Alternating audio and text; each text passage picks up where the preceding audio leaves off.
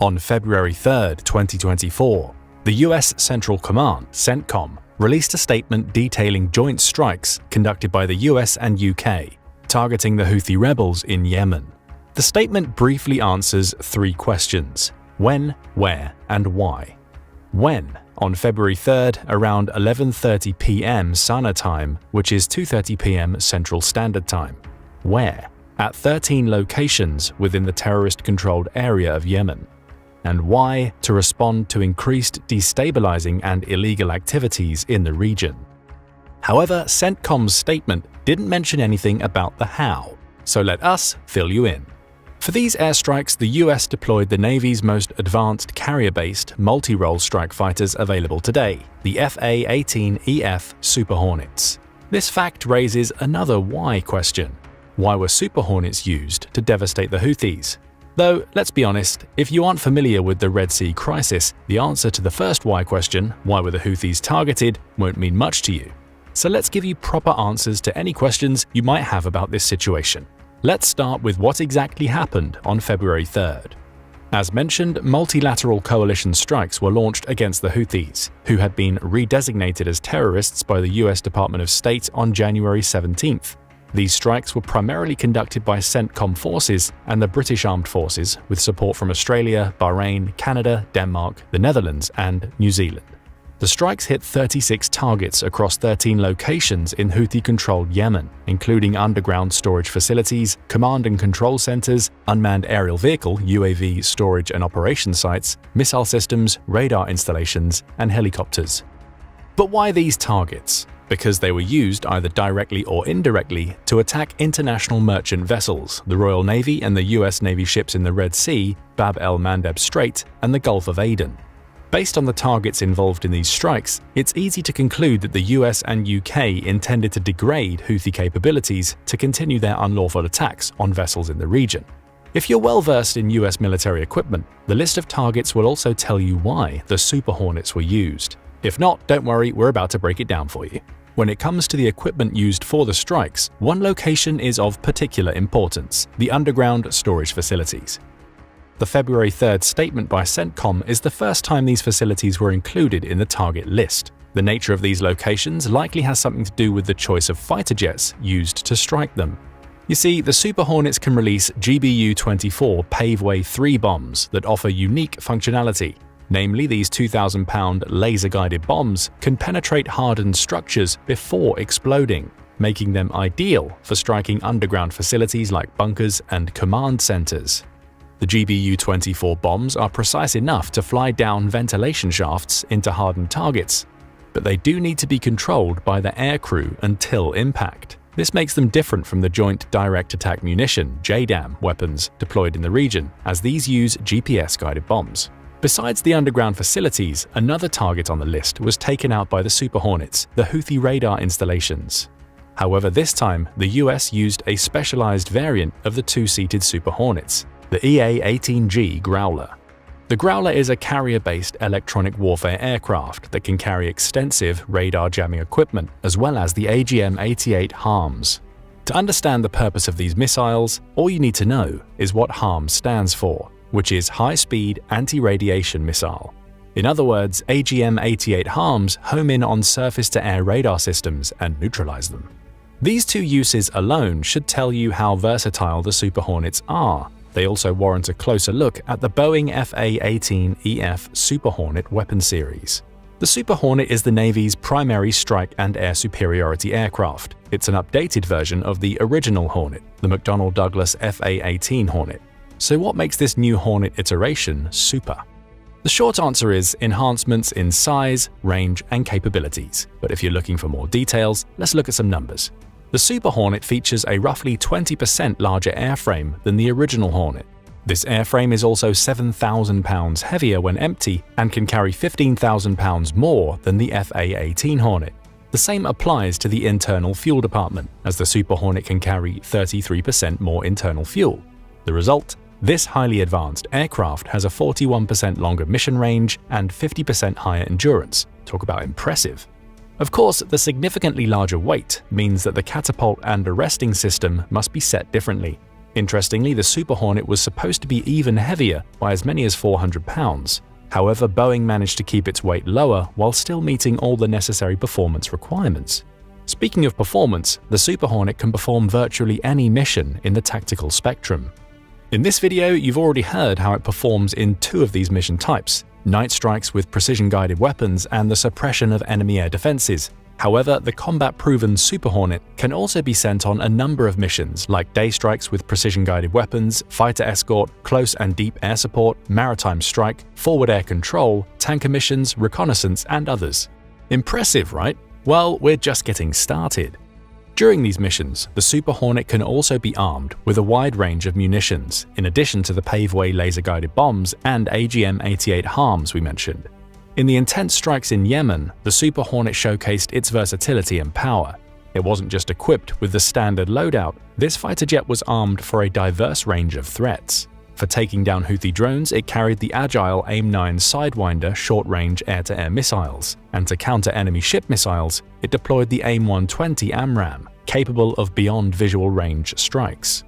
But the Super Hornet's arsenal doesn't end there. It's a true multi-role fighter, armed to the teeth with an array of weapons for any scenario. Its M61A1-A2 Gatling gun systems offer rapid-fire precision. The AIM-9X Sidewinder and AIM-7 Sparrow missiles bring a triple threat capability and medium-range radar homing respectively. It's equipped with Harpoon missiles for all-weather anti-ship warfare and SLAMs and SLAMers for standoff land attacks. The Maverick guided missiles, joint standoff weapons, and joint direct attack munition kits further expand its capacity for precision and power. This extensive and varied armament truly puts the multi in multi-role fighter, making the Super Hornet a formidable force in any combat scenario. However, the Super Hornet is not just a formidable combat aircraft. Its versatility extends to playing a crucial logistical role in the skies. With its Advanced Aerial Refueling System, ARS, the Super Hornet seamlessly transitions into a tactical airborne tanker. This adaptability is a game-changer for the Navy, especially considering the vacuum left by the retirement of the KA-6D Intruder and Lockheed S-3B Viking tanker aircraft. But just how does the Super Hornet fare in this newfound role? When it comes to fuel capacity, it's on par with the revered KA-6D Intruder. This comparison not only highlights the Super Hornet's multifaceted capabilities, but also prompts us to delve deeper. Here's another fun fact you may not have known about. The Super Hornet's ARS includes an external 330-gallon tank with a hose reel and 4 additional 480-gallon tanks for a total of 29,000 pounds of fuel on the aircraft. Besides an impressive fuel capacity, the Super Hornet boasts the ability to return to the aircraft carrier with a larger load of unspent fuel than the original Hornet. But as impressive as the Super Hornet is, this aircraft wasn't the only equipment used during the February 3rd strikes. According to some reports, the Tomahawk Land Attack Missiles, TLAMs, were likely used to target UAV storage and operation sites, as well as helicopters parked outside. This brings us back to the why question from the beginning of the video. Why did the US and the UK strike terrorist-controlled Yemen with such ferocity? Well, these strikes were a direct response to a barrage of Houthi attacks into the Red Sea, which the CENTCOM labeled as one-way UAVs. Of course, the Super Hornets were also used to shoot down these drones, all deployed from the USS Dwight D. Eisenhower aircraft carrier. But here's another why question for you. Why is protecting the Red Sea of such high importance? Perhaps President Joe Biden can chime in with an answer to this question, as he called this sea one of the world's most vital waterways. And that's precisely what the Red Sea is. This crucial maritime choke point connects the Mediterranean Sea to the Arabian Sea, and in turn, the Indian Ocean. With the Suez Canal, this sea provides one of the fastest and shortest ways to travel between Asia and Europe. With this in mind, it shouldn't be surprising that as much as 15% of the global trade passes through the Bab al-Mandab Strait at the southern end of the Red Sea, and in turn, the 120-mile-long Suez Canal. In 2023 alone, roughly 21,344 ships have taken this route, which comes out to about 58 vessels per day. Though the Houthis haven't primarily targeted these vessels, global shipping companies have mostly decided to reroute their vessels either way, thus avoiding the potential conflict zones and ensuring the safety and the security of their assets. Of course, these moves are bound to have disastrous global economic repercussions. After all, rerouting means that ships must go around Africa through the Cape of Good Hope, which is significantly longer, costlier, and less efficient. To understand just how less efficient this route is, all you need to know is that it adds between 3,000 and 6,000 nautical miles to the ship's journey. So let's say a ship is traveling from Shanghai, China, the world's largest container port, to Rotterdam, the Netherlands, Europe's largest container port. Typically, this voyage would cover about 10,600 nautical miles and last roughly 27 days. However, when rerouted, the ship must travel at least 13,800 miles, which adds a minimum of 7 days of transit. If there are multiple ports of call, this figure can increase to 10 to 14 days. Still, the way the companies see it, it's better to arrive at your destination later than not at all. That's why it shouldn't be surprising that the expected freight container volumes through the Red Sea region fell by as much as 78% in January 2024.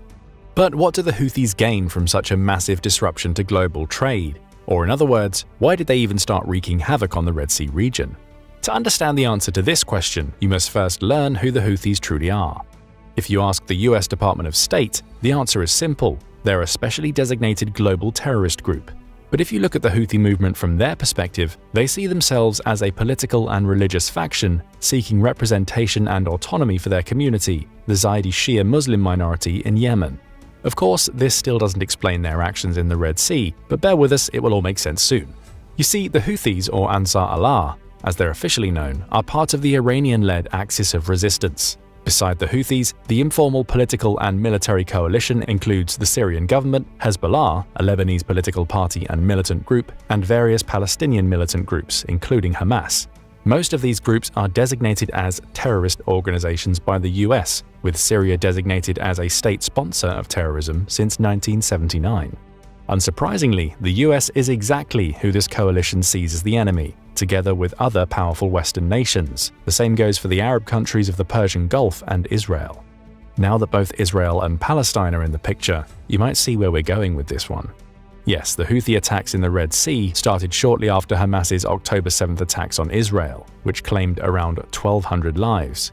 When Israel invaded the Gaza Strip in response to these deadly attacks, the Houthis vowed their support to Palestinians and started attacking commercial vessels they claimed were bound for Israel. The US responded by forming a multinational coalition called Operation Prosperity Guardian in December 2023, consisting of 10 known and 10 anonymously involved nations. This coalition was designated to protect commercial shipping in the Red Sea. Soon after, in February 2024, the European Union also launched a naval mission, Operation Aspides, to protect the cargo ships in the Red Sea. So far, Germany, France, Italy, and Belgium are planned to contribute ships to this mission headed to the Red Sea and the Gulf of Aden.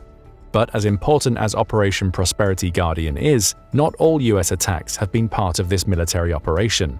In fact, the primary strikes we're discussing today, the ones led by the Super Hornets, were conducted outside Operation Prosperity Guardian. Though the Red Sea attacks are a central part of the Red Sea crisis, this crisis is also a part of the broader proxy war between the US and Iran.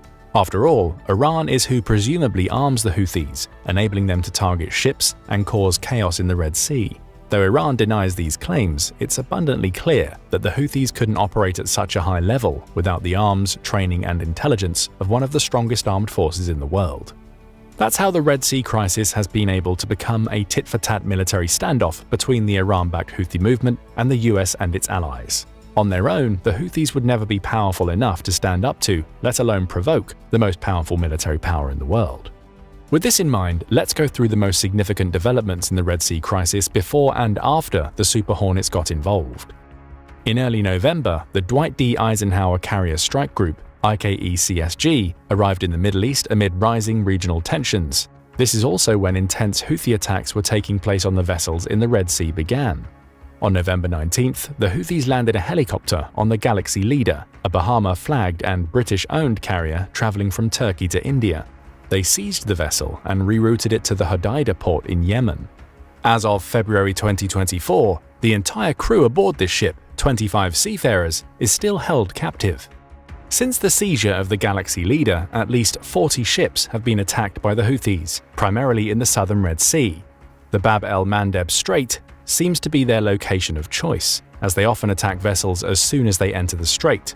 Given the strait's relatively small dimensions, roughly 20 miles wide and 70 miles long, and strategic importance, it should be clear why it's been chosen as the primary location of the Houthi attacks. However, the Houthis didn't stop at attacking the ships. They also launched numerous ballistic missiles at Israeli military posts.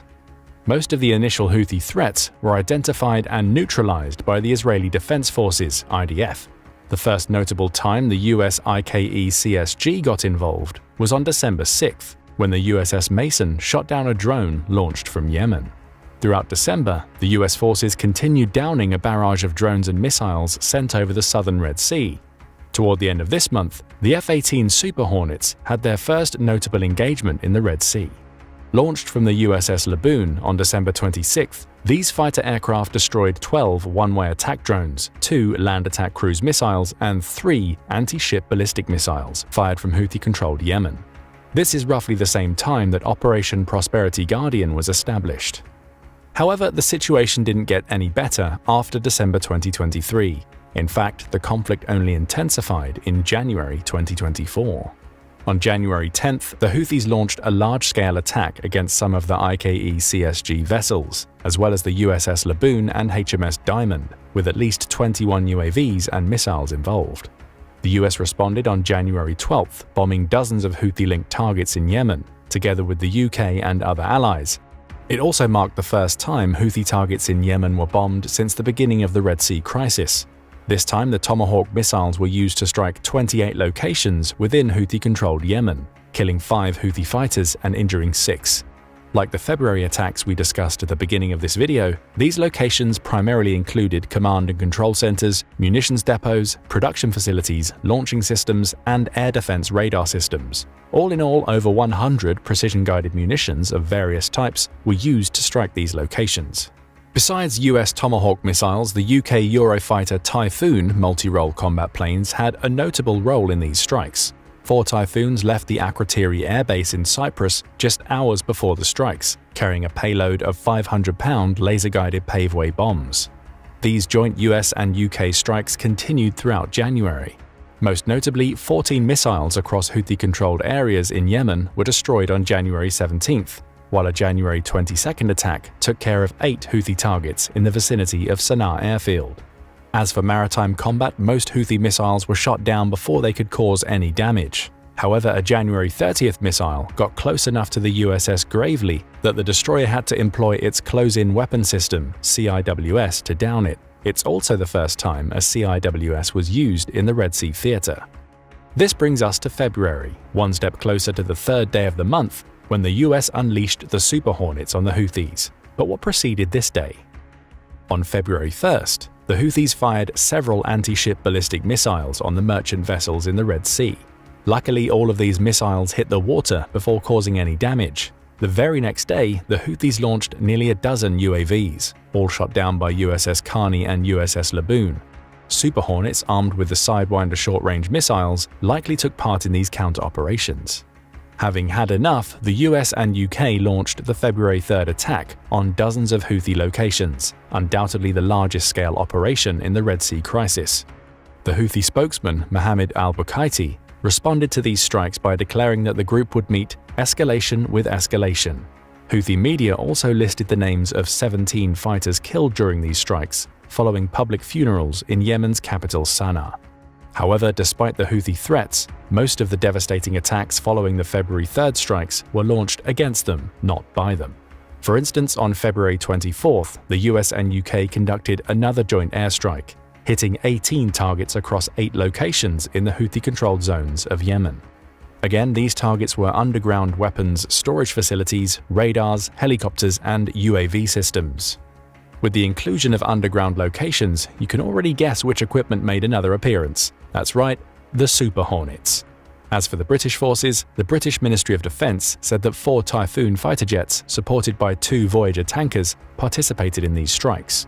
According to the Houthi official news agency, these strikes reportedly killed a civilian and injured 8 more. If true, this would mark the first civilian casualties of the joint US and UK airstrikes against Houthi-controlled Yemen. However, in spite of the heavy losses the Houthis have suffered, they don't seem to be backing down. So let's answer two more questions pertaining to the future of the Red Sea crisis. 1. Why aren't the significantly less powerful Houthis retreating? And 2. How big of a threat are they really? Let's start with the second question. The Houthis boast an estimated 20,000 fighters and a range of fearsome ballistic missiles and drones. As explained, most of their military equipment is either supplied by Iran or at least based on the country's design. Before the Red Sea crisis, the Houthis successfully deployed these weapons against Saudi and Emirati military and infrastructure targets. The most notable weapons among them are the Shahab-3 medium-range ballistic missile, with a range of over 800 miles, the Ghadar medium-range ballistic missile, an improved Shahab-3 variant with a range of up to 1,200 miles, and several anti-ship ballistic missile models with ranges up to and above 500 miles. If you crunch these numbers, you'll see that most of Saudi Arabia, the United Arab Emirates, Qatar, Iraq, and Israel are within range of these missiles. This includes several US strategic facilities such as the Al Udeid Air Base in Qatar, Camp Arif Jan in Kuwait, and the Naval Support Activity Naval Base in Bahrain. But even so, what makes the Houthis a massive threat isn't their military capabilities, it's their mindset. This also answers any questions about their persistence in the Red Sea crisis. You see, the Houthis have been in a state of war for over 20 years, and as far as they're concerned, this state can go on forever. As Hussam, a 24-year-old from Sana'a, told The Telegraph, the Yemeni people are prepared to take a beating for the sake of their homeland, pride, and honor. That's why it shouldn't be surprising that the US and UK strikes seemingly embolden the Houthis rather than scaring them or compelling them to stop. The way they see it, they can't lose face both domestically and internationally. The only option is to continue. For this reason, it's highly unlikely that the US will resolve the Houthi conflict through a purely military solution. Even if the country's armed forces were to invade the Houthi-controlled parts of Yemen, they would hardly accomplish anything. Why? Well, for one, there's no central command to attack and force to surrender. By their very nature, the Houthis are a decentralized group that operates in a highly adaptive manner. This mode of operation would also allow them to hide in mountains or tunnels until the threat passes, making it nearly impossible for a conventional military force to achieve a decisive victory. The same goes even if the US only sticks to targeting the Houthi military equipment. The drone systems supplied by Iran are cheap and easy to transport, so the Houthis can constantly replenish their supplies. It would take the US and its allies a lot of time and money to continue taking out each and every one of these systems. Worst of all, even though the Houthis are often seen as nothing more than an Iranian proxy, the truth is that the group is pretty self-sufficient. And while Iran and its regional allies want to avoid a major conflict with the US and its allies, the Houthis' intentions are less clear. As Bilal Saab, the director of the Defense and Security Program at the Middle East Institute, MEI, in Washington, D.C. puts it, it's going to be really hard to tame them. It's going to be really hard to rein them in. But what do you think? Do you believe the US resolve might fade over time, especially considering how much the country is needed in other theaters? Or do you think the Houthis represent too big of a threat for the US to back off? And if strikes in Houthi-controlled parts of Yemen continue, how big of a role do you see the Super Hornets having? Share your thoughts, opinions, and theories in the comments section below. Now go and check out why pirates don't stand a chance against the US Navy, or click this other video instead. Well, it's safe to say that 2023 did not end well for a small contingent of Houthi rebels operating in the Red Sea. According to representatives from US Central Command, on the morning of December 31st, 4 small vessels being operated by members of the Iranian-backed militant group were decimated by a group of US Navy SEAHAWK helicopters that had responded to the urgent distress call of a Singapore-flagged civilian shipping vessel. Armed with crew-served and small arms weapons, the Houthis approached and began firing at the 353-meter-long container ship, the Maersk Hangzhou. During the attack, the 4 small boats got dangerously close to the much larger vessel, within 20 meters, and even attempted to board it. And when it looked like the Maersk Hangzhou's onboard security team might be outmatched, the call went out to the Navy. But this wasn't the first time that Maersk Hangzhou called the Navy for help. In fact, it was the second time in less than 24 hours that they'd been attacked by Houthi forces as they were traversing the increasingly dangerous waters of the southern Red Sea. Just the day before, the ship was reportedly hit by a Houthi-fired anti-ship ballistic missile. and after the incident was reported to the Navy, the USS Gravely, an Arleigh Burke-class guided missile destroyer deployed to the region earlier in the year, would end up shooting down 2 other missiles intended for the Maersk Hangzhou. Perhaps realizing they weren't going to get lucky with a long shot, the Houthis decided to move in for a closer attack, but this strategy would ultimately not work out well for them. Once that second call came in, around 6:30 a.m. local time, a small formation of Navy SEAHAWKs lifted off from the deck of the USS Dwight D. Eisenhower, one of the Navy's 11 nuclear-powered aircraft carriers. Arriving on target a short while later, the SEAHAWKs issued a series of verbal warnings to the Houthis, who responded by opening fire on the hovering helicopters. Big mistake. In an effort to defend themselves, the helicopters swiftly sank 3 of the 4 Houthi small boats, while the remaining boat fled the area. Once the smoke cleared, so to speak, there was no reported damage to either US personnel or equipment, nor were there any casualties among the crew of the Maersk Hangzhou. The Houthis, on the other hand, lost 10 fighters in the confrontation, according to a Houthi military spokesman, who also strongly warned against any further escalation by their American enemy.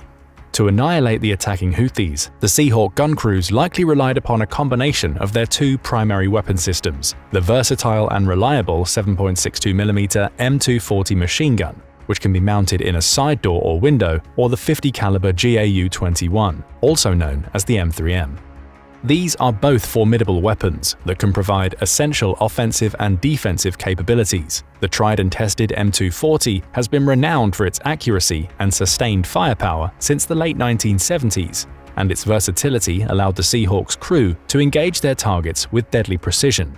But in situations where increased firepower and penetration might be needed, the M3M is going to be your best bet. Whether it's used for suppressive fire or precision targeting, this heavy weapon delivers devastating firepower, making it ideal for engaging armored targets or larger threats encountered in a maritime environment. Like a handful of powerboats loaded down with rebel fighters packing AK-47s. The Navy SEAHAWK helicopter, formerly known as the Sikorsky MH-60 SEAHAWK, is a versatile and highly capable aircraft, truly the modern-day workhorse of the Navy's current arsenal of aircrafts. The SEAHAWK was adapted from the Army's UH-60 Black Hawk and the Sikorsky S-70 family of helicopters, but ended up with a few highly unique design features, including foldable main rotor blades and a hinged tail. These modifications were specifically included with naval operations in mind, so that the SEAHAWK could be used for a wide range of maritime-related missions, including anti-submarine warfare, anti-surface warfare, search and rescue, and various forms of naval logistic support. 2 of the most notable variants of the SEAHAWK are the SH-60B and the MH-60R. Similar in design and capabilities, both the SH-60B and the MH-60R are currently being used by the Navy for a variety of combat, surveillance, and support missions. The MH-60R, though, is the more widely used and more modern variant, entering into service in the early 2000s, compared to the SH-60B, which was introduced in the 1980s. The MH-60R comes equipped with advanced sensors, including an airborne low-frequency sonar system, air-launched sonobuoys, and a sophisticated APS-124 search radar system. This allows it to detect, track, and engage submarines and surface vessels with precision-guided weapons such as Hellfire missiles and Mark 54 torpedoes. Another variant, the MH-60S, is primarily used for logistic support, personnel transport, and search and rescue, or SAR, operations. It features a large cabin space capable of accommodating cargo, passengers, or medevac patients. The MH-60S can also be equipped with machine guns and other defensive systems so that it can carry out these missions in a hostile environment. In fact, all SEAHAWK variants come with a variety of defensive capabilities designed to enhance survivability in combat situations, including infrared countermeasures, chaff and flare dispensers to counter incoming missiles, and armor-plated seats to protect the crew against small arms fire. But their primary defense is their ability to operate and engage potential threats at a distance, as we saw during this recent skirmish with the Houthis. The typical crew for a SEAHAWK consists of a pilot, an airborne tactical officer or ATO, and a sensor operator. In most cases, the ATO or sensor operator is responsible for employing the helicopter's weapon systems, including its machine guns and missiles. They will typically coordinate with the pilot to engage targets effectively, but in certain situations, the pilot may also retain the ability to pull the trigger. And in terms of power, the SEAHAWK's airframe is propelled by 2 1900 SHP T700 GE 401C turboshaft engines. Manufactured by General Electric, these engines are renowned for their reliability, performance, and efficiency, making them well suited for the Navy's demanding operational tempo. The impressive power output and advanced technology of the T-700 enables the SEAHAWK to reach a maximum speed of 233 km per hour, 145 miles per hour, at an altitude of 1,500 meters, 5,000 feet. Operating with standard fuel reserves, the MH-60R typically has a range of 245 nautical miles, approximately 454 kilometers, while the SH-60B has an average range closer to 450 nautical miles, approximately 833 kilometers. What makes these aircraft truly combat effective, however, is their capability to deploy at a moment's notice. Not just from shore bases or forward operating locations, but from Navy aircraft carriers, destroyers, frigates, fast combat support ships, expeditionary transfer docks, and amphibious assault ships. They can take off from and return to essentially any vessel with a flat deck, which allows for an impressively diverse mission profile. Combined with their imposing level of firepower, it was the SEAHAWK's rapid deployment ability that's made them so effective against the mounting Houthi threat. According to CENTCOM officials, the Houthis have launched nearly 40 attacks on the international shipping industry since November 19, 2023. But since the recent string of attacks in the Red Sea began, this was the first time a US asset had actually killed any Houthi combatants. Since Hamas attacked Israel last October and Israel promptly invaded the Gaza Strip, the Houthis have continued to use anti-ship missiles and drones to attack vessels they believe are either linked to Israel or heading to Israeli ports.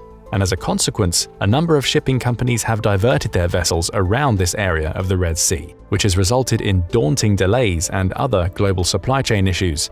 For example, just 2 days after the Houthis' disastrous face-off with the SEAHAWKs, the Danish shipping and logistics company Maersk, the operator of the Maersk Hangzhou, announced a 48-hour pause in its Red Sea and Gulf of Aden operations. But it's not only the shipping companies who are responding to the Houthi threat.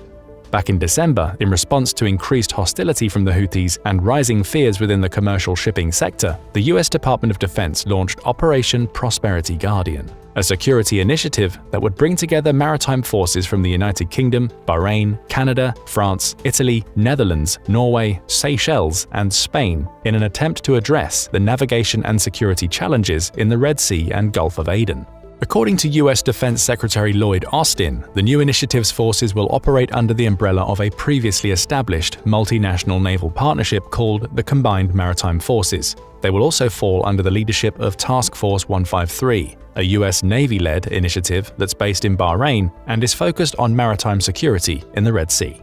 Austin first introduced Operation Prosperity Guardian during a visit to Bahrain, where he stopped during a broader trip to the Middle East that also included meetings with leaders in Kuwait, Qatar, and Israel. During those meetings, he emphasized the importance of safeguarding freedom of navigation in international waterways, given that approximately 10 to 15% of worldwide shipping passes through the Red Sea. The problem with the Houthis has resulted in billions of dollars in losses for commercial shipping companies. And since the introduction of the initiative, there's been notable progress. So far, over 20 nations have committed to participate, and more are expected to join the coalition in the future. Individual contributions to the collective effort are expected to range from military assets such as ships and aircraft, to troops, to advisory personnel, to other forms of military, financial, and logistical support. However, the commitment from allies hasn't been as reliable as the US was hoping for. Almost half of the nations who joined up have chosen to remain unnamed, while some named partners have opted to contribute only a minimal amount of personnel. The DoD remains optimistic that the coalition will grow over time. At first glance, though, the group seems to be lacking the participation of several key players, including Turkey, Germany, Egypt, South Korea, and Japan. Other nations, including Italy, India, and France, prefer to stay out from under the US initiative's umbrella and are sending ships to the region on their own.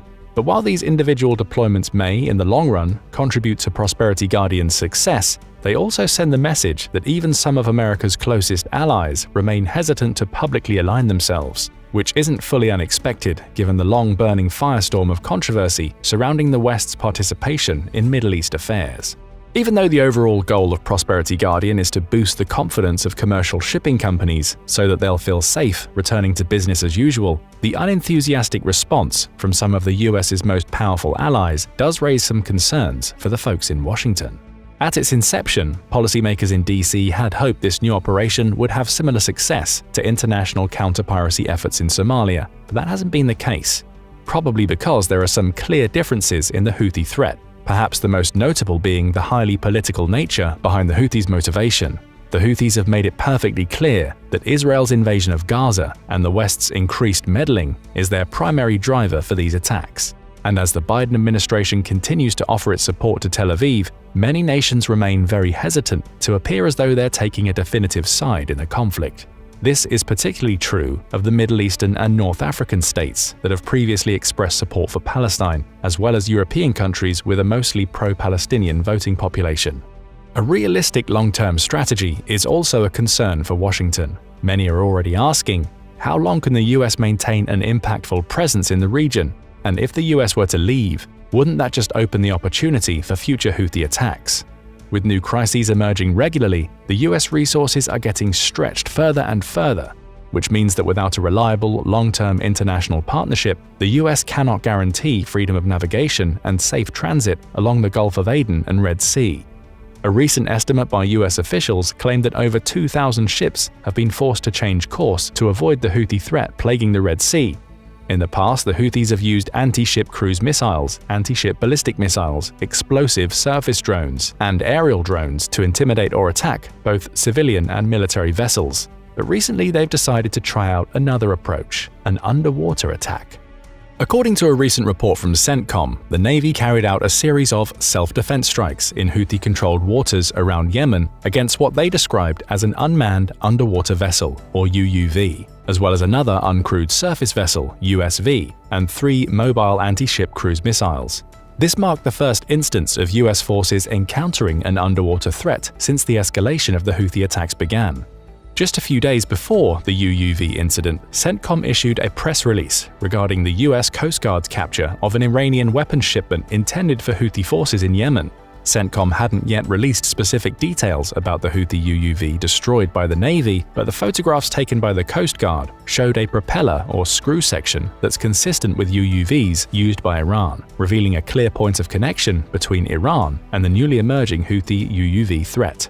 Iran has a long tradition of unconventional naval warfare, one that's continued to evolve and now includes unmanned boats, aerial drones, and underwater drones. The UUVs commonly used by Iran are similar to a torpedo or one-way attack underwater drone, OWA-AUV.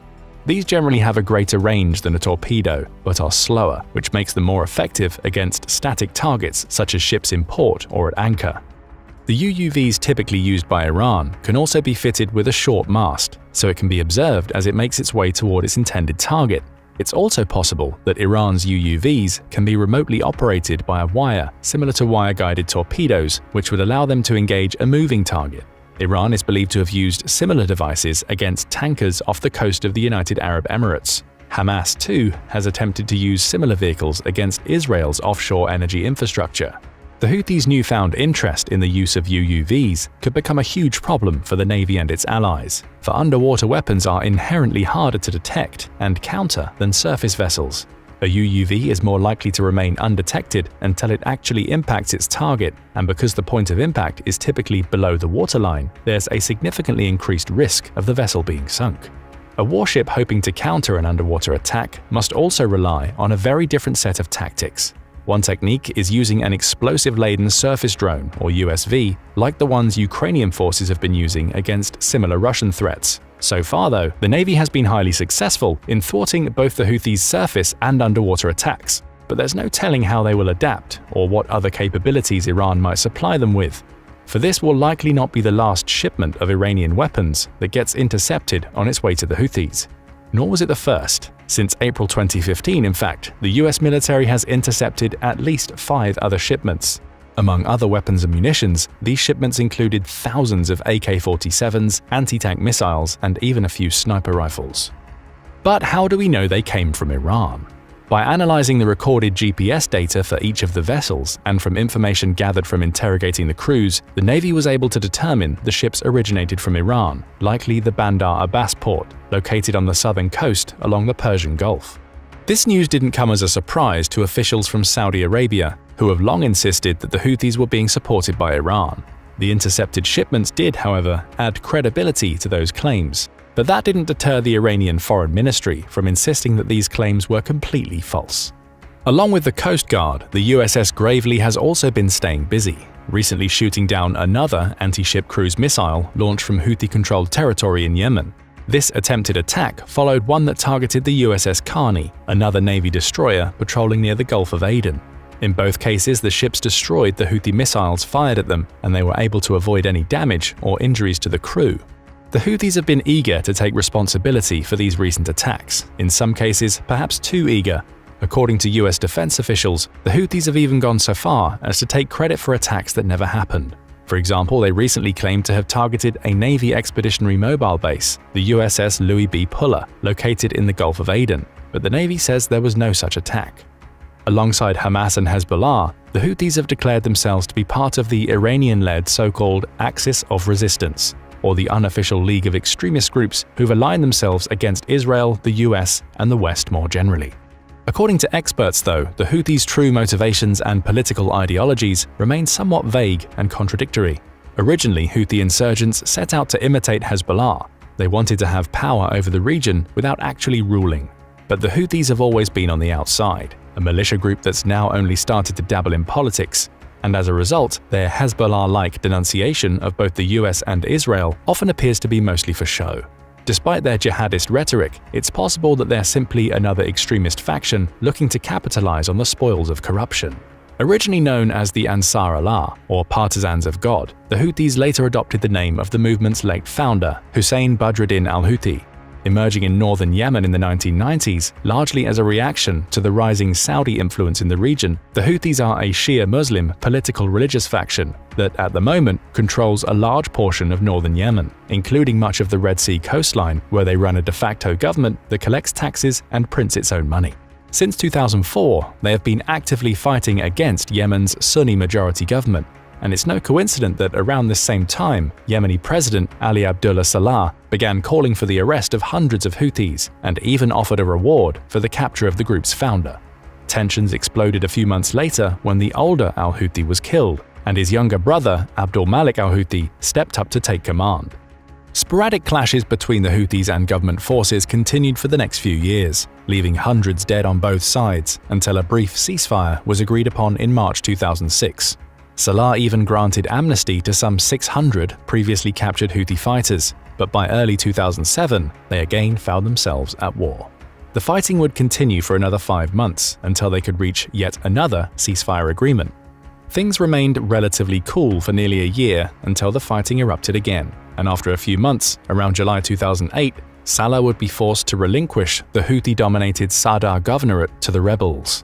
Just over a year later, however, the Yemeni military would strike back with force, launching Operation Scorched Earth, with the intention of stamping out the Houthi rebellion in Sadr.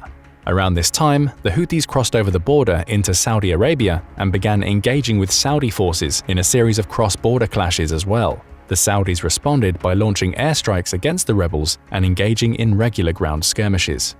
Negotiations between Saleh and the Houthis went back and forth with little progress until February 2010, when Saleh's government agreed again to a ceasefire. But this may have been intended more as a form of misdirection, because early in 2010, the Yemeni military also launched Operation Blow to the Head, a crackdown on both Houthi forces and combatants from al-Qaeda in the Arabian Peninsula, or the AQAP. But the tide really began to turn in the Houthis' favor in the wake of the Arab Spring, after Saleh was ultimately ousted from the presidency. By the fall of 2014, the Houthis had taken control of most of Sana'a, Yemen's capital, and the Red Sea port of Hodeidah. And by early 2015, the Houthis had taken control of the Yemeni government, a move that was swiftly denounced by the United Nations. Saleh's successor, President Abdrabbuh Mansour Hadi, conceded to the Houthi leadership and was placed on house arrest, but soon fled the presidential palace in Sana'a, narrowly escaping to Aden. But once out of harm's way, he rescinded his resignation and declared himself the legitimate president of Yemen. He also declared the Houthi takeover a blatant coup d'etat. In 2016, the Houthis would dominate most of northern Yemen. By 2018, they were getting increasingly bold in their choice of targets, with missile attacks on Saudi Arabia becoming increasingly common and, not to mention, a July 2018 attack that damaged a Saudi oil tanker. Also in mid-2018, Yemen's now exiled president met with United Arab Emirates Crown Prince Mohammed bin Zayed Al Nahyan, and together they launched an offensive to reclaim the port city of Hodeidah that was ultimately unsuccessful. Savage fighting and horrendous human rights violations have torn the country apart, creating what the United Nations has called the world's worst humanitarian crisis. More than 23 million people, 80% of Yemen's population, would end up desperately needing humanitarian aid and protection. And as conditions worsened and the violence continued to escalate, US support for the Saudi-led coalition in Yemen began to waver. Several former Obama administration officials signed an open letter expressing regret for their support of the war and encouraging both sides to lay down their arms. Then, in December 2018, the US Senate passed a resolution invoking the War Powers Resolution, effectively bringing an end to US military support for the Saudi-led coalition that had been conducting airstrikes and other military operations in Yemen since 2015. The resolution to halt all logistical support and arms sales to the coalition passed the Senate with bipartisan support, making it the first time in history the Senate had voted to invoke the War Powers Resolution. Just a few months later, in February 2019, former Secretary of Defense James Mattis's resignation took effect, bringing an end to the Trump administration's commitment to finding peace in Yemen. In April, despite bipartisan support in Congress, President Donald Trump would veto the War Powers Resolution, arguing that it was both dangerous and an attempt to weaken his constitutional authority. Soon, the Trump administration would also put a freeze on $73 million of humanitarian aid for Yemen.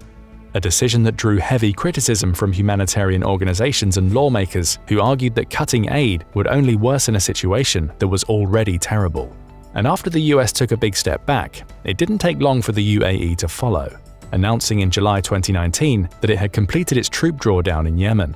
Recognizing an opportunity to advance their own interests, however, another Yemeni political military organization known as the Southern Transitional Council, or STC, moved quickly to assume control of the highly important cities in the south, including Aden, Abyan, and Shabwa. Since its inception in 2017, the STC has strongly advocated for the secession of southern Yemen and its restoration as an independent state, as it was before South Yemen and North Yemen were unified in 1990.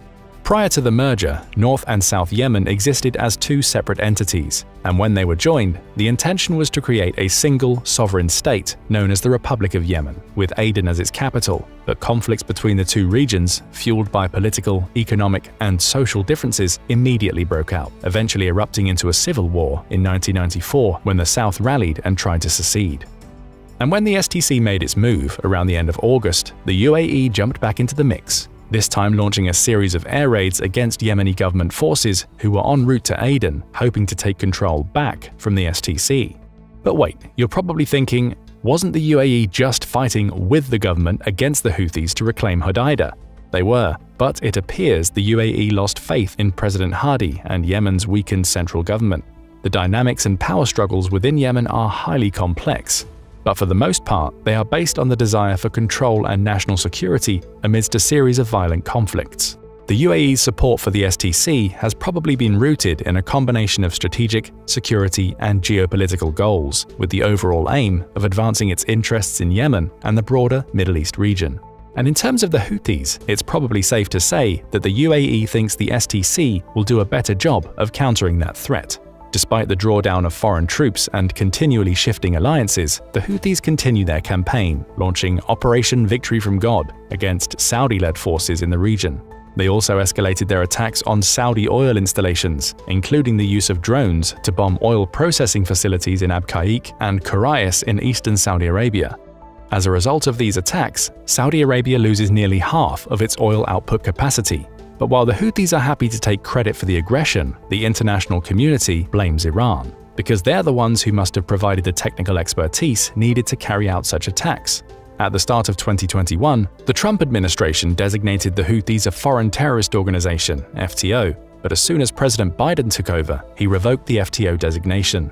Biden also officially put a stop to Washington's support of the Saudi-led coalition's offensive operations in Yemen, but he would continue to support the UN-led peace process, and also offered his assurances to Saudi Arabia regarding the defense of its territory. The fighting continues, with regular Houthi missiles and drone attacks against Saudi oil facilities, airports, and air bases. While the Saudis retaliate with airstrikes of their own, the US continues to condemn Houthi actions. but opts to remove its most advanced missile defense systems from Saudi Arabia. Then the UN announces that nearly 20 million people, or 2/3 of Yemen's population, are dependent on humanitarian aid for daily needs, 5 million of whom are on the brink of death due to famine or related disease. But due to dwindling international funding, the World Food Programme cuts food aid to Yemen, which leads to a dramatic increase in the cost of food. But as bad as things are now, the situation in Yemen was incredibly dire long before the Houthis stepped up to support Hamas at the start of Israel's invasion of Gaza. Almost immediately after the war started, the Houthis began attacking Israel with missiles and drone strikes, but the majority of these were intercepted. As we've seen, the Houthis have mostly been making an impact out on the Red Sea, as they've increasingly targeted ships which are Israeli-owned, flagged, or operated, or are heading to Israeli ports. Shortly after these first attacks, the UN Security Council issued a stern warning to Houthis on behalf of 44 countries around the world. In this joint statement, the UN demanded the Houthis stop attacking civilian ships and immediately release any detained vessels or crews, or else. They did not comply, and despite the ongoing efforts of the Navy, as well as many other nations' militaries, this did not seem to be enough to deter the increasingly bold, almost daily attacks occurring in the Red Sea. Yemeni officials continue to insist that Iran, as well as its proxy Hezbollah, have provided arms, training, and financial support to the Houthis. But both Iranian and Hezbollah officials have denied or downplayed these claims. And so the back and forth continues, with Iran claiming their support of the Houthis is solely political, while the US continues to accuse Tehran of enabling them to terrorize civilian operations in the Red Sea. In a recent analysis conducted by the US Defense Intelligence Agency, for example, it was confirmed that the Houthi forces had been using Iranian-made missiles and UAVs in their attacks. As far back as 2014, the analysis revealed Iran's Quds Force, a branch of its Islamic Revolutionary Guard Corps that specializes in unconventional warfare and military intelligence, had been providing the Houthis with an arsenal of sophisticated weapons and training. With Iran's support, the so-called 3Hs, Hamas, Hezbollah, and the Houthis, have been able to create a serious amount of chaos, and there's genuine concern among the international community that a full-scale war might break out between some combination of the US, Yemen, Iran, and Israel.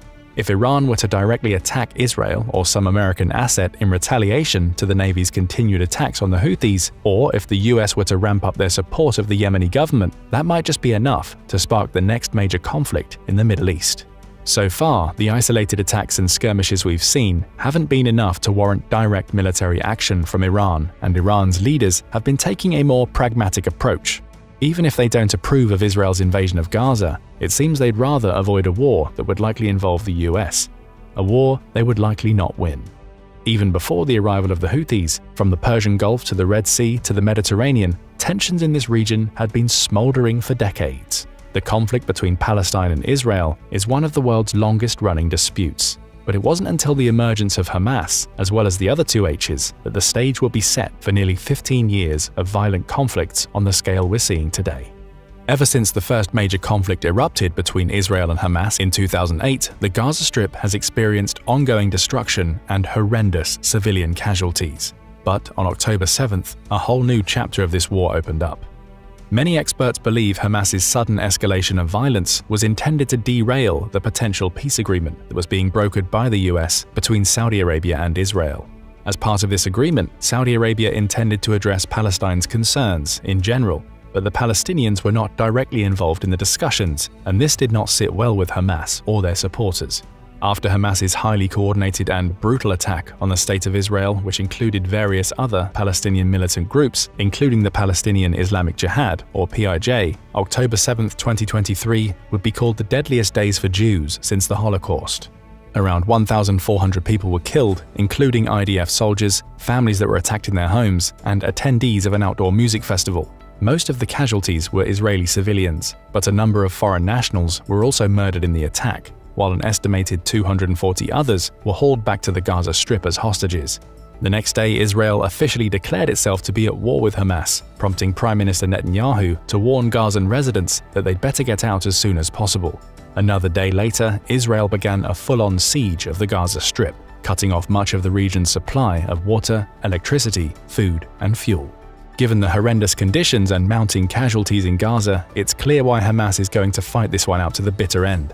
But why, you might be asking, are the Houthis risking their hard-won gains in Yemen by getting involved in a conflict that 1. Doesn't directly involve them, and 2. Is thousands of kilometers away? Simply put, it's political. As members of the Axis of Resistance, the alliance of proxy militant groups that Iran has assembled throughout the region, the Houthis can boost their standing within the alliance by taking an active approach. For the Houthis, this means treating any Israeli-affiliated vessel traveling along the Yemeni coast as fair game for attack. Before returning to Yemen in the early 2000s and becoming more politically active, several members of the Houthi leadership received religious education in Iran. But to label the Houthis' aggression toward Israel and its allies as simply a favor to Iran would be to overlook their own wider geopolitical ambitions. The group's enthusiastic support of Hamas and Palestine more broadly might also gain them both domestic and regional support for their efforts to control Yemen.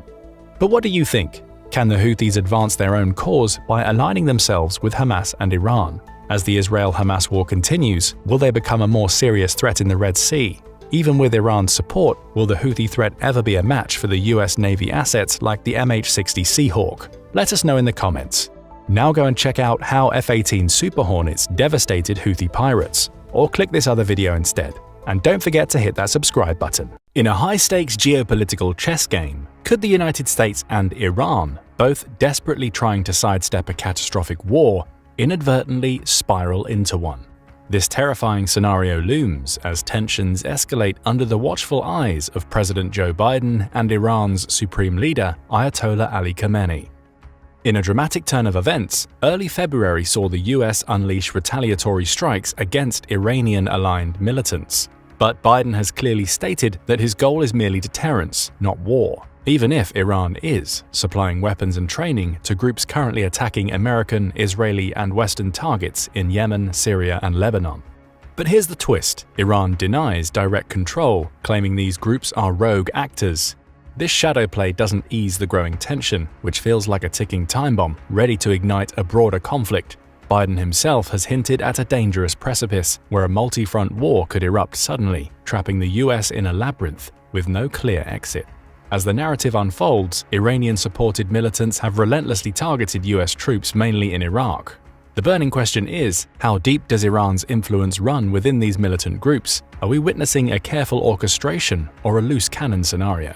And ultimately, how far are these two nations willing to go in this ominous game of brinksmanship and intrigue? The dispute between Iran and the US has intensified significantly since October 7, 2023, when, starting at approximately 6:30 a.m. local time, Hamas led a highly coordinated and brutal attack against the State of Israel.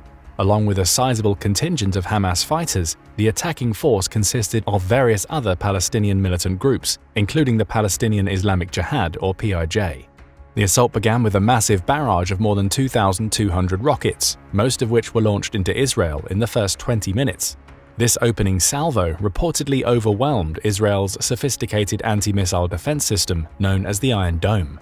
Ideally, this system would have intercepted and destroyed all short-range rockets or artillery shells fired from 4 to 70 kilometers away, but because of the sheer volume, a large number made it through. The attack took place on Shemini Atzeret, a Jewish holiday, presumably because large numbers of Israeli Defense Force soldiers would be on leave, and the IDF would be primarily focused on Israel's northern border rather than on the Gaza Strip to the south.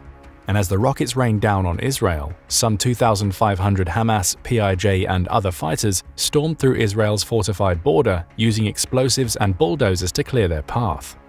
Once inside, they disabled several of the communication networks used to connect nearby Israeli military posts, allowing them to remain undetected for some time as they attacked those installations and murdered civilians at will. While this was happening, jihadist fighters using motorboats also breached Israel's sea border near the coastal town of Zikim, while others entered Israel by air using motorized paragliders. On what would become the deadliest day for Jews since the Holocaust, around 1,400 people were killed, including IDF soldiers, families that were attacked in their homes, and attendees of an outdoor music festival. Most of the casualties were Israeli civilians, but a number of foreign nationals were also murdered in the attack, while an estimated 240 others were hauled back to the Gaza Strip as hostages. Among the hostages were a large number of Israelis with dual citizenship, collectively representing nearly 24 other countries.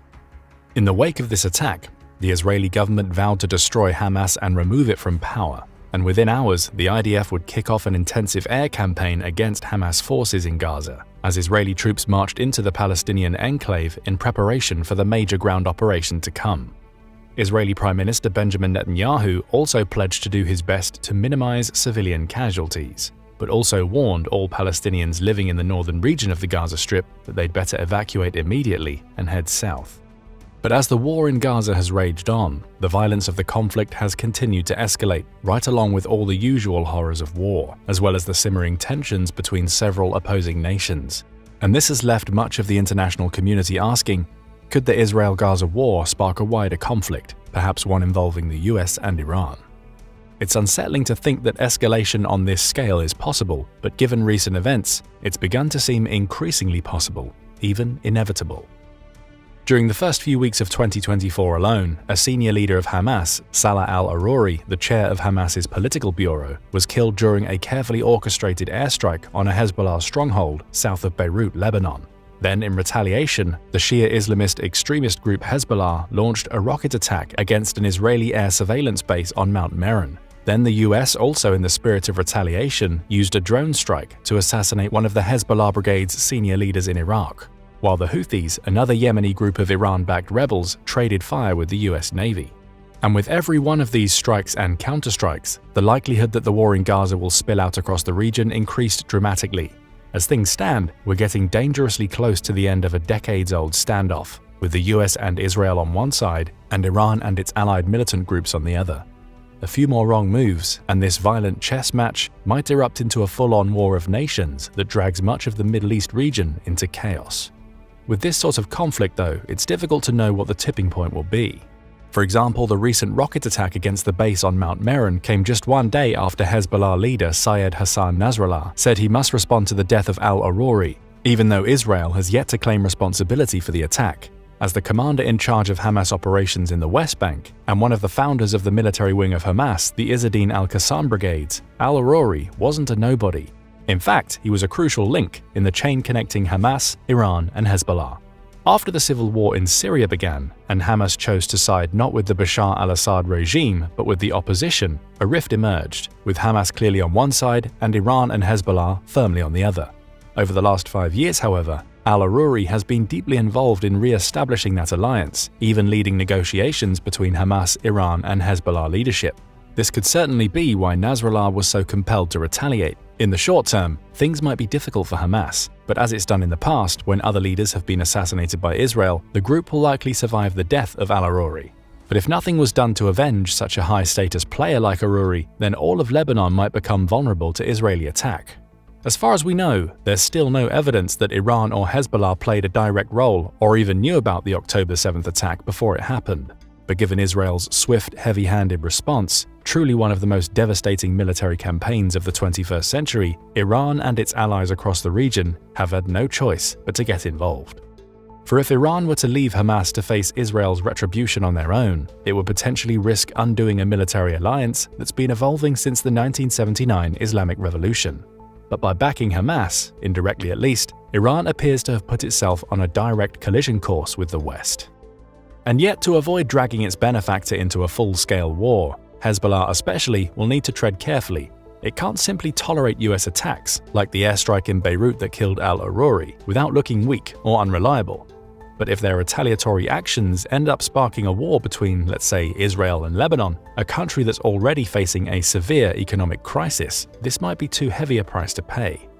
Even if Hezbollah has carried out strikes along the Israeli border nearly every day since the conflict in Gaza started, and Israel has routinely returned fire, each side appears to be carefully limiting the intensity of these clashes. The Biden administration seems to have taken a similarly cautious approach with Iran. For even as US forces target Iranian proxies in Iraq and Syria, they have not launched any attacks inside Iran. And even as Tehran uses its so-called axis of resistance, Hamas in Gaza, Hezbollah in Lebanon, the Houthis in Yemen, and Kataib Hezbollah in Iraq and Syria, as its first line of defense against the US and Israel, it also appears to be taking measures to prevent the expansion of the war beyond the point of no return. Both in public and in private, Iran has praised Hezbollah's sacrifices, but at the same time cautioned that a war with Israel would be harmful to their larger ambitions in the region. But still, there's no denying that the Israel-Hamas conflict has already begun to escalate. The overall amount of death and destruction happening in Gaza vastly increased, mostly due to the indiscriminate use of increasingly powerful weapons. We've also seen this conflict spread as additional countries and militia groups, for one reason or another, get drawn into the carnage. Even before Israel's ground invasion of Gaza began at the end of October, the magnitude and scale of the firepower the IDF was using increased substantially. Recently, it's been estimated that some 70% of Gaza's homes and half of all other buildings have been damaged or destroyed, reaching a magnitude of devastation comparable to that of the Allied bombing of Dresden or Hamburg during World War II. Meanwhile, within the first 90 days of the conflict, more than 22,000 residents had been killed, and 85% of the population, nearly 2 million people, had been displaced. Inaccurate and contradictory evacuation orders coming from the IDF have also been a problem. These orders are also often transmitted via telecommunications networks that require electricity, two basic utilities that have been highly unreliable, if not absent altogether, in many areas of Gaza since the invasion. Many Gazans have also complained that under international law, those who choose not to evacuate still maintain their right to protection, meaning that if Israel, as the invading force, is telling people to leave, they must also ensure the safety, dignity, liberty, and security of those being displaced. This should include, at a minimum, the continued maintenance of an adequate standard of living and regular access to humanitarian assistance. Israel's blockade, however, has made reliable access to humanitarian aid extremely difficult, leaving thousands, if not millions, of Palestinians living in appalling conditions. Even as far back as December 2023, the Secretary General of the United Nations warned that the humanitarian system in Gaza was nearing the point of total collapse. And recently the situation has only gotten worse, as hundreds of Israeli protesters, many of whom are family members of yet-to-be-released hostages, have attempted to block aid trucks from entering Gaza through the Kerem Shalom border crossing. After days of protests, delays and stoppages, as protesters continued to demand that no aid be allowed to enter Gaza via Israel until every hostage was set free, the IDF was forced to establish a closed military zone around the crossing, making it illegal for any civilians to be in the vicinity of the crossing or on nearby roads. The border region between Israel and Lebanon has also become a problem, as skirmishes between IDF and Hezbollah break out almost daily.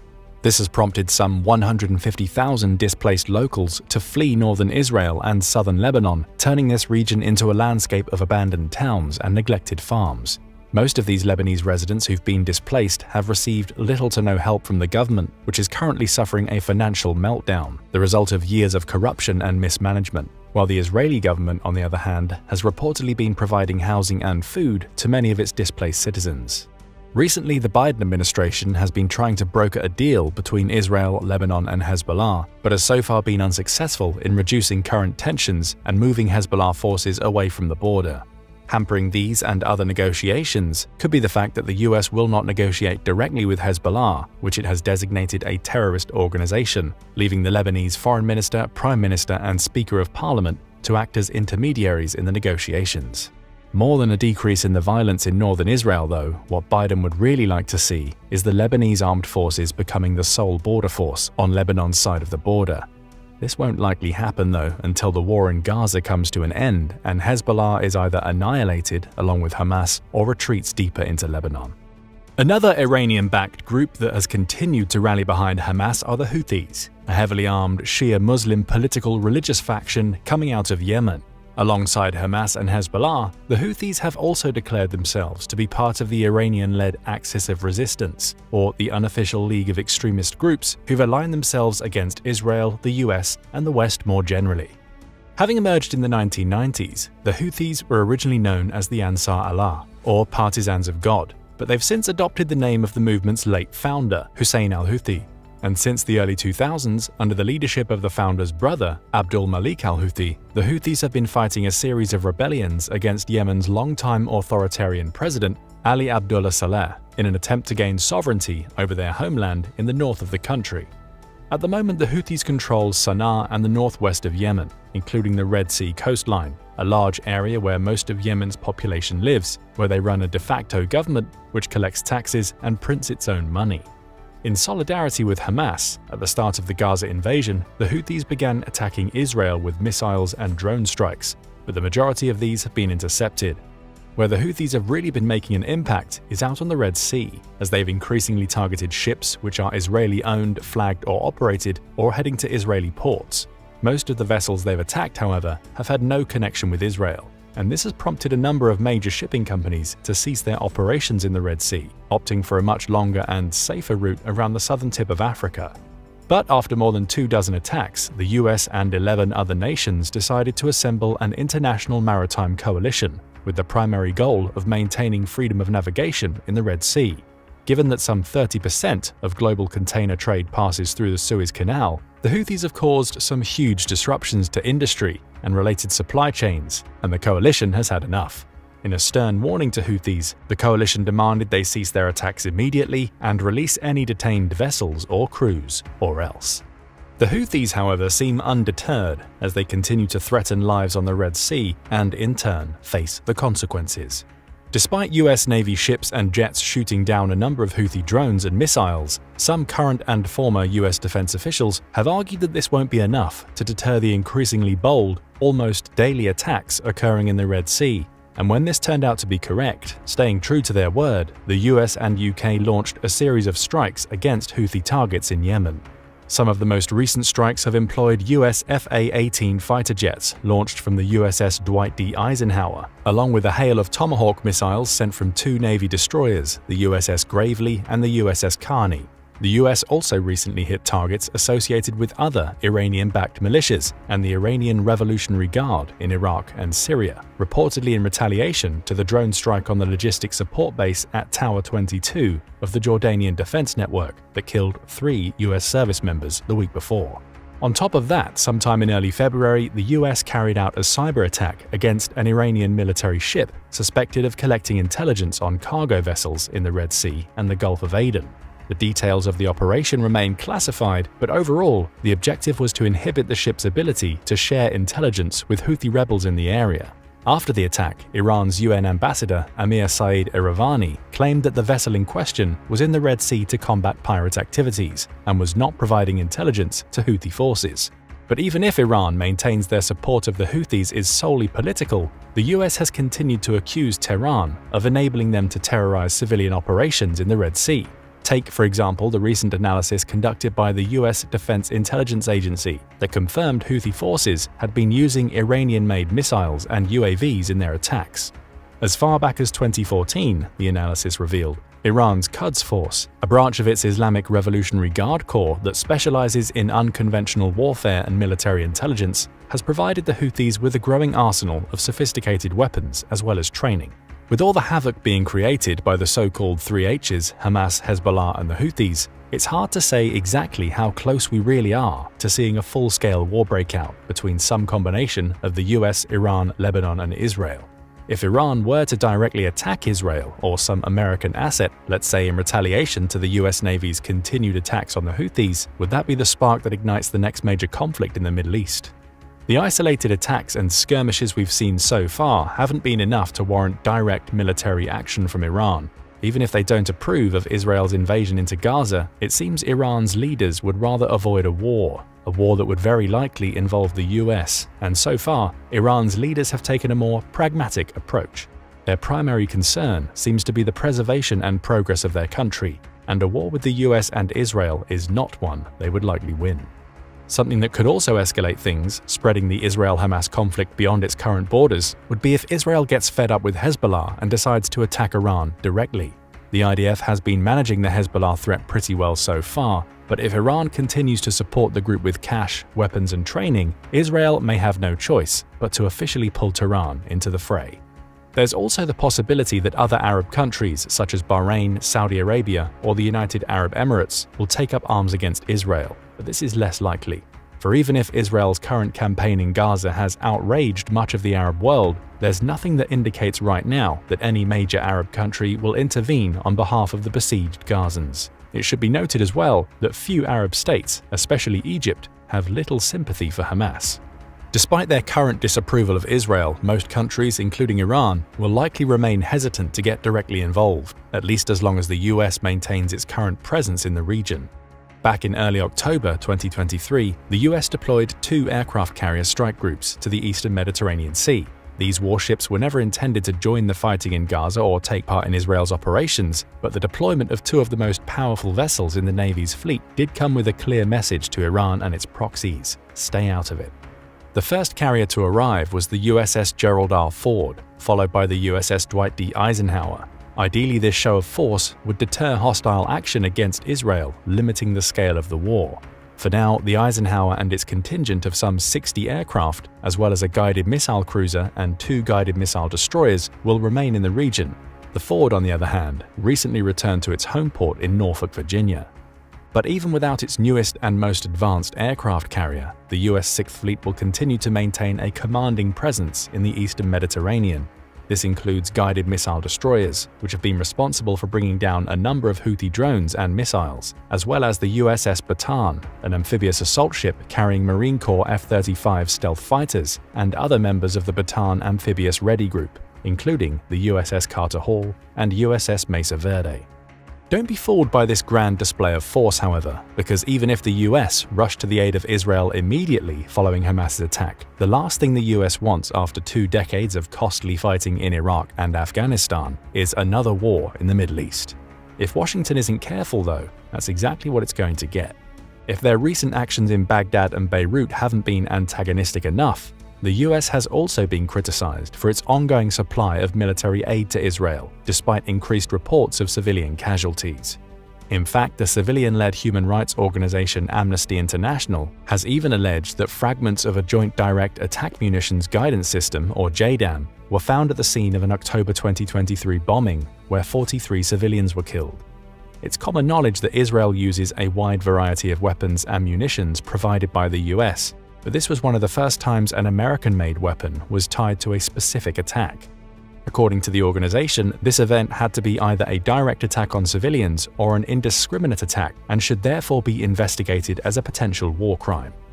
In response, an IDF representative adamantly disputed this report, insisting the claims being made by Amnesty International were biased, baseless, and premature. Pentagon spokesperson Air Force Major General Patrick Ryder added that the US would continue to consult closely with its Israeli partners on the importance of minimizing civilian casualties. Still, there have been those, primarily former President Donald Trump and his supporters, that have criticized President Biden for being too soft on Iran, especially concerning his response to the drone attack that killed 3 soldiers in Jordan. In hindsight, both camps have resorted to blaming the other. Trump ordered the assassination of Iranian Major General Qasem Soleimani, but Biden lifted the sanctions on Tehran. But Trump chose to withdraw from the 2015 nuclear deal, but now Biden isn't responding forcefully enough to Iran-backed attacks on US troops. Depending on who in Washington you ask, each one of these actions or inactions has either emboldened Iran or kept the US from starting a war. There have been top national security officials who served under Trump, as well as congressional Republicans who have accused Biden of failing to prevent these recent attacks, arguing that the drone strike in Jordan wouldn't have happened if Trump were president. But officials in Biden's corner were quick to shoot back, pointing out that deadly attacks linked to Iran did happen on Trump's watch. But perhaps Biden has simply been more concerned with helping his friends than attacking his enemies. As one of the first countries to recognize the State of Israel's Declaration of Independence back in 1948, the US has remained one of Israel's closest allies ever since. Driven by shared democratic values, strategic interests, and cultural ties, over the years this relationship has evolved and strengthened as the US has continued to provide military, economic, and diplomatic support. Even through various changes in leadership, shifts in regional dynamics, and disagreements over specific policies, this relationship has survived, and overall, the alliance between the two remains strong. So why would anyone expect the US to stand back now?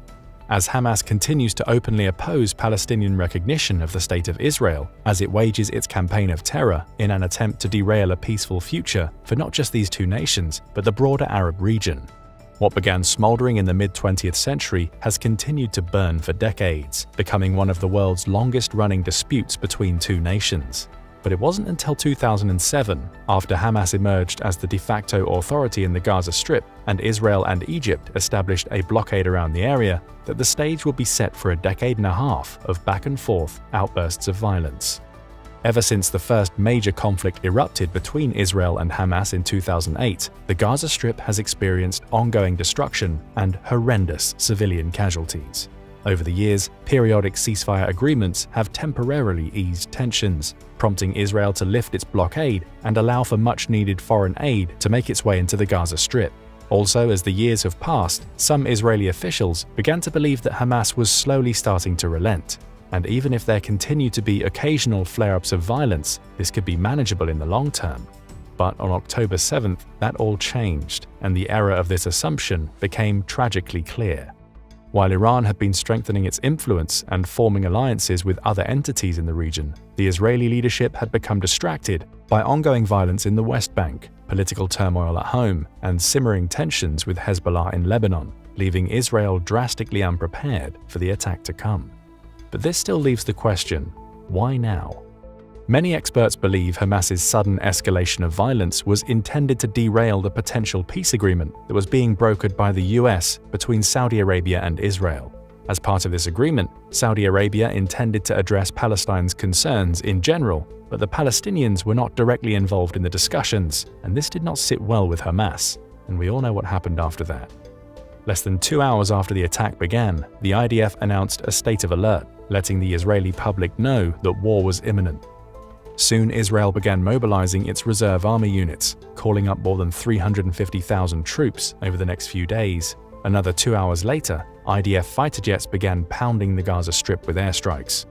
Then on October 8th, Israel officially declared itself to be at war with Hamas, prompting Prime Minister Netanyahu to warn Gazan residents that they'd better get out as soon as possible, for Israeli troops would be coming soon, and they'd be coming with all their might.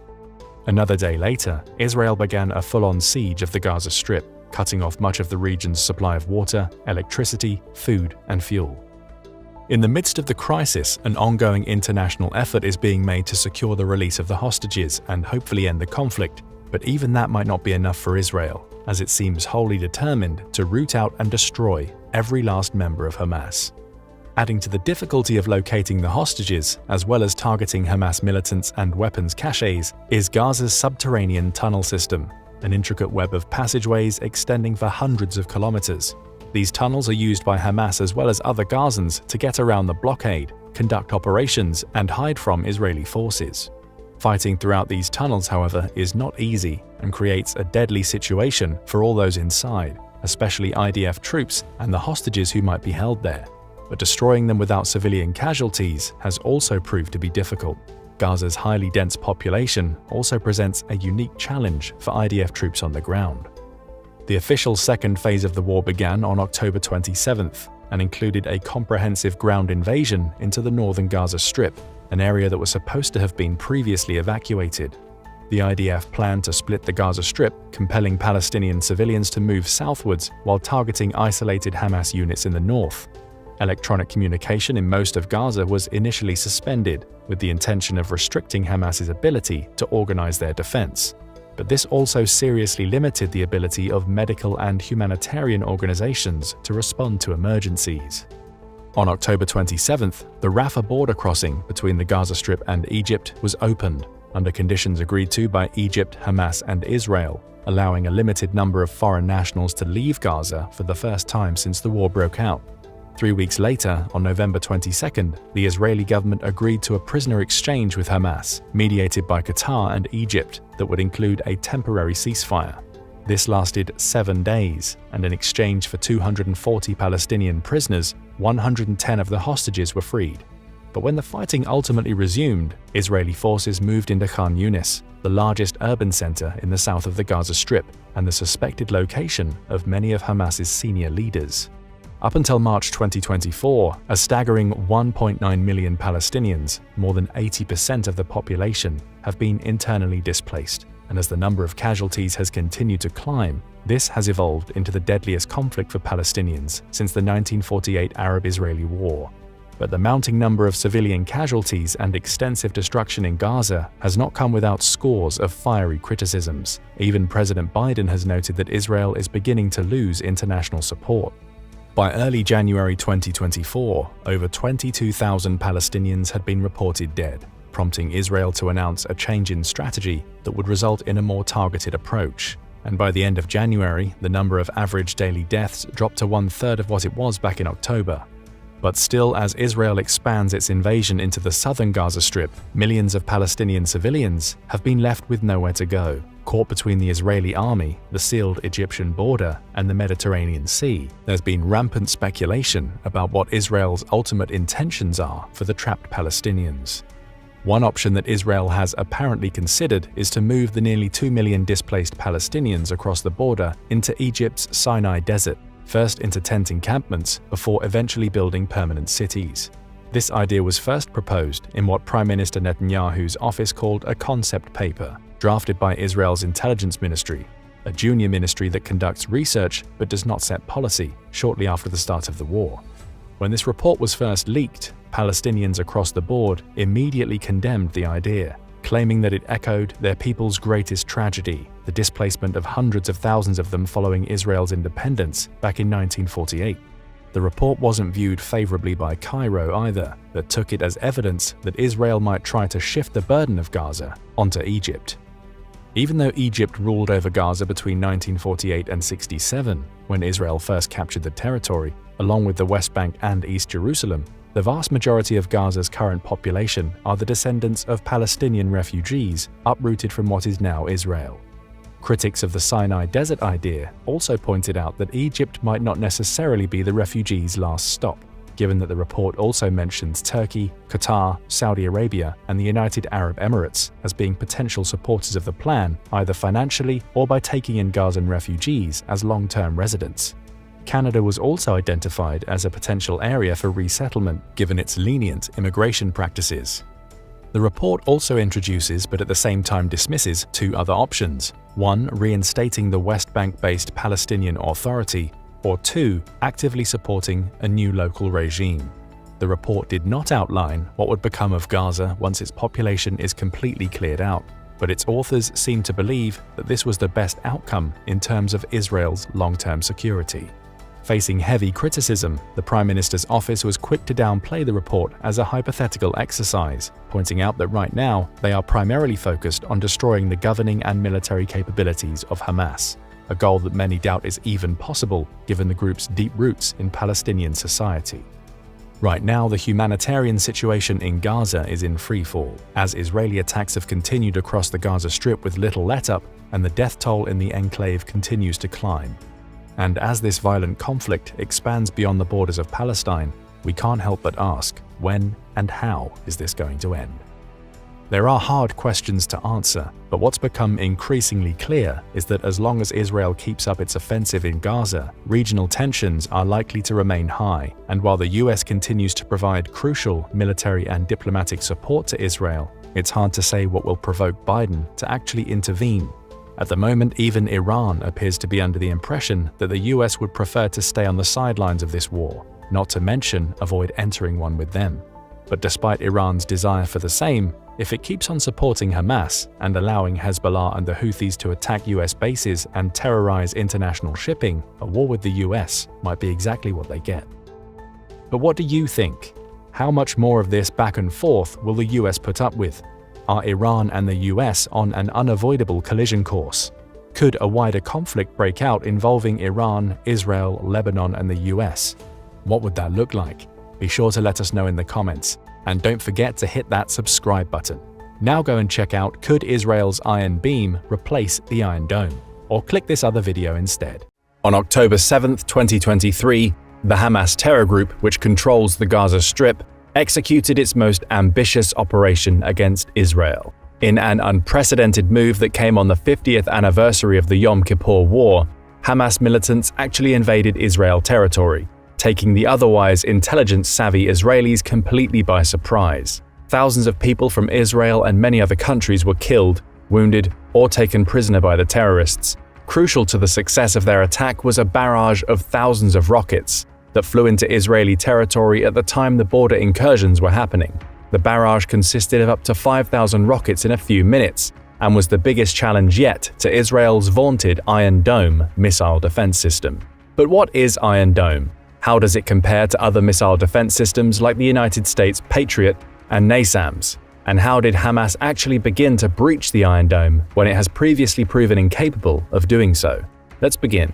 Since its foundation in 1948, Israel has faced repeated attacks from its enemies in the region, who have denied its right to exist as a state. These attacks have ranged from the small-scale assaults of lone wolf terrorists to all-out wars with neighboring countries. Throughout the years, Israel has frequently been subjected to rocket attacks from Hezbollah, Hamas, and other terror groups in the area.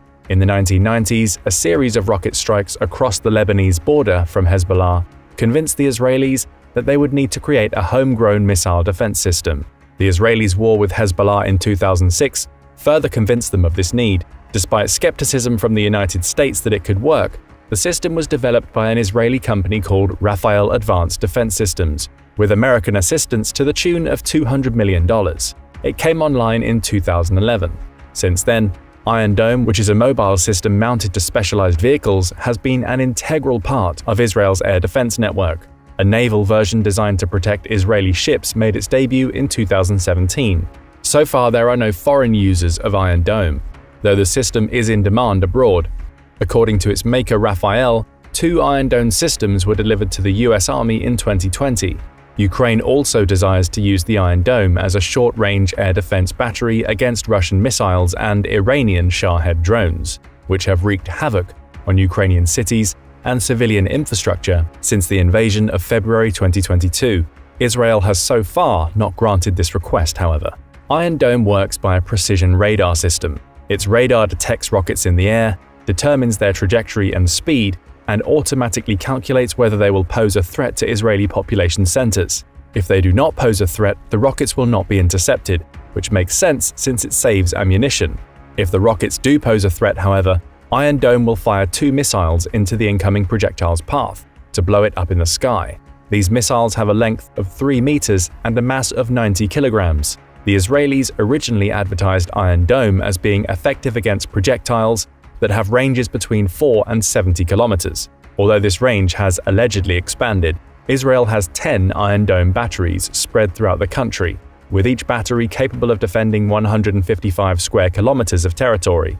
These batteries are strategically posted around Israeli towns and cities. Each Iron Dome launcher comes with a magazine of 20 Tamir interceptor missiles, and a typical battery includes 3 to 4 launchers. The Israelis claim that the Iron Dome is 90% effective, an assessment the US Department of Defense agrees with. For example, in the 2014 Israeli-Gaza conflict, 9 Iron Dome batteries intercepted 735 out of 800 rockets that posed a threat to Israeli population centers, backing the claimed effectiveness rate. When fighting broke out again in May 2021, the Iron Dome successfully intercepted every rocket fired by Hamas, which amounted to a barrage of over 470. Near the end of the 2021 iteration of the Israeli-Palestine conflict as a whole, Hamas had fired 4,000 rockets at Israel in total. Some analysis claim that of the 1,500 of them, which were on course for Israeli towns and cities, Iron Dome destroyed 1,428. The 2023 rocket attack was much vaster in scale, however, and Israel was unprepared for it. Indeed, Iron Dome has proven so effective that it may have provided the Israelis with a false sense of security that helped to make the attack on October 7th possible.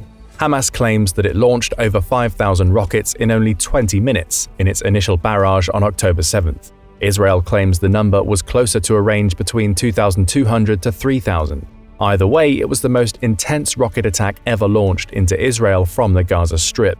Many of the rockets were destroyed, and viral videos of Iron Dome in action against the Hamas projectiles spread on social media in the aftermath of the attack. The barrage was large enough and occurred in a short enough period of time to overwhelm the vaunted missile defense system, as many of the Hamas rockets made it through Israel's shield and struck population centers. Some of the penetrating Hamas rockets hit targets as far away as Tel Aviv. This surprised many people who had gotten used to the missile defense system's effectiveness. However, the success of Hamas's attack did not come as a surprise to some experts. Despite its excellent reputation and heretofore high success rate, these experts noticed significant flaws in the system.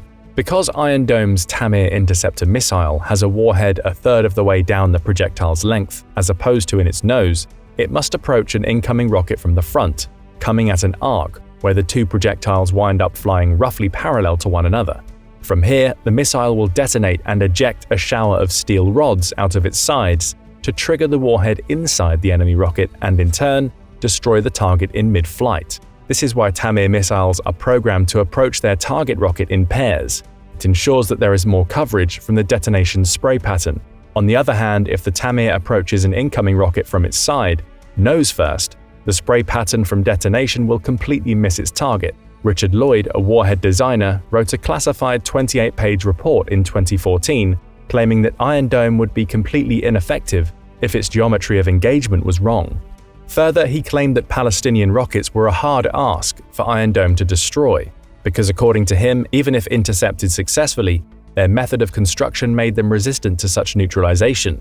This is because their warheads are made with thick steel cases and are based on insensitive TNT explosives. Theodore Postol, a missile defense expert and physicist at MIT with previous experience on the Patriot system, also examined Iron Dome in 2014.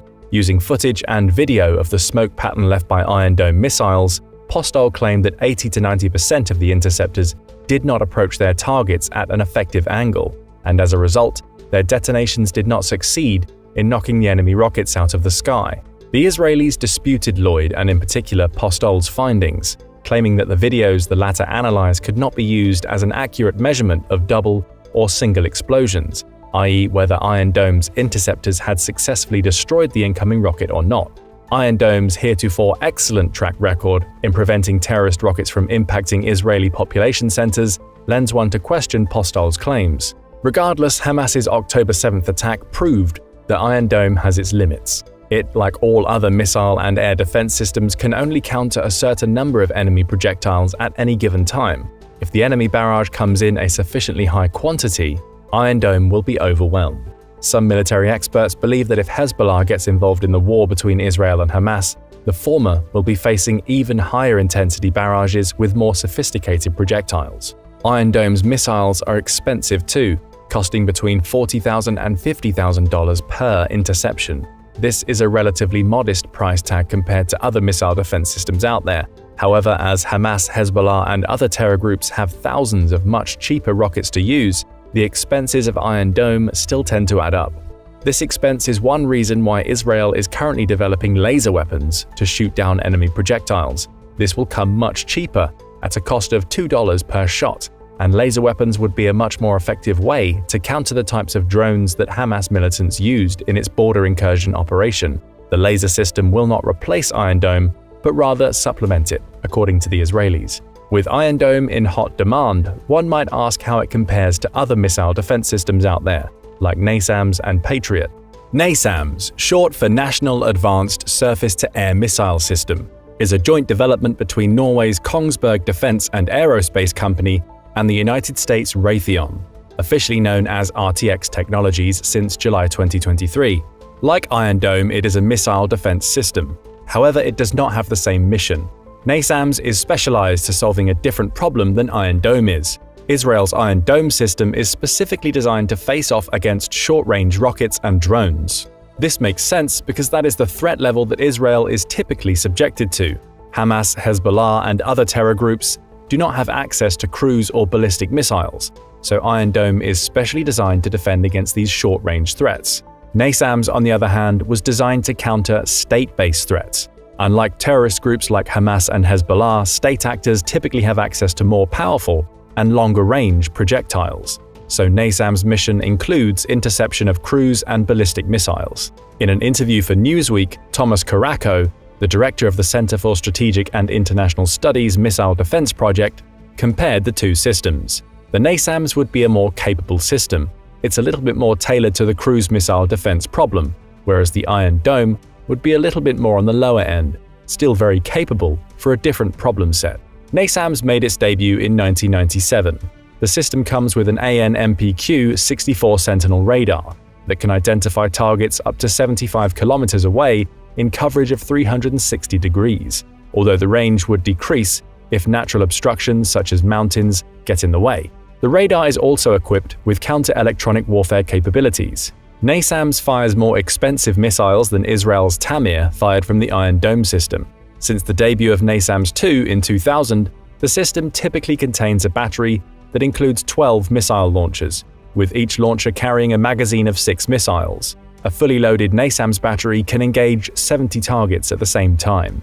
The latest variant, NASAMS 3, has an arsenal that includes surface-launched variants of the venerable AIM-9X Sidewinder for shorter-range threats, the IRIS-T infrared homing air-to-air missile, effective for medium-range targets up to 25 km away, and the AIM-120 and AIM-120 AMRAAM ER missiles that can hit targets up to 105 km away. The AIM-120 is equipped with a shrapnel array directional warhead that is detonated either by active radar or a fuse upon contact with an enemy projectile. These missiles do not need to fly parallel to their target like Iron Dome's Tamir missiles do, which gives them more room for error. It's not yet known whether NASAMS will be able to work with longer-range missiles in development, such as the 200-km AIM-260 JAT-M from Lockheed Martin, which is scheduled to make its debut at the end of 2023. However, it would be more surprising if it would not be able to fire this weapon. NASAMS has a design with open architecture in mind.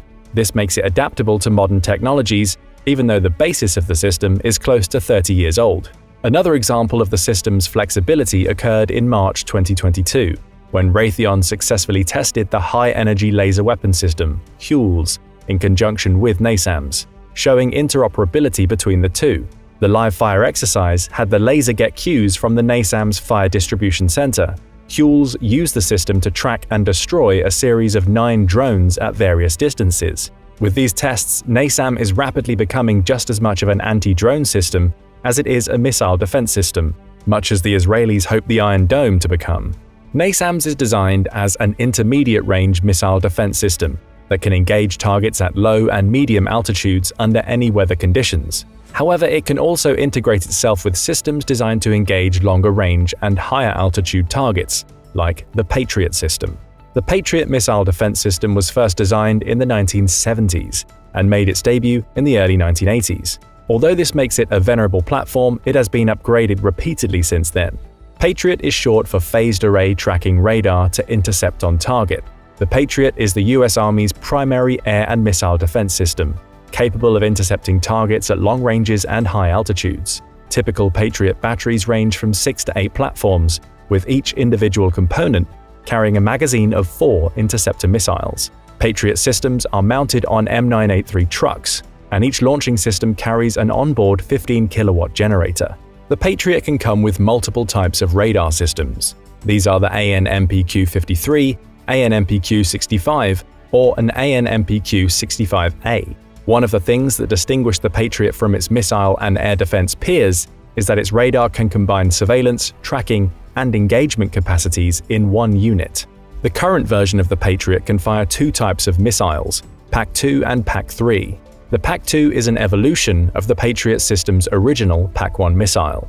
The PAC-2 guidance-enhanced missile originated in the 1990s and features better propulsion than its predecessor and a modernized blast fragmentation warhead.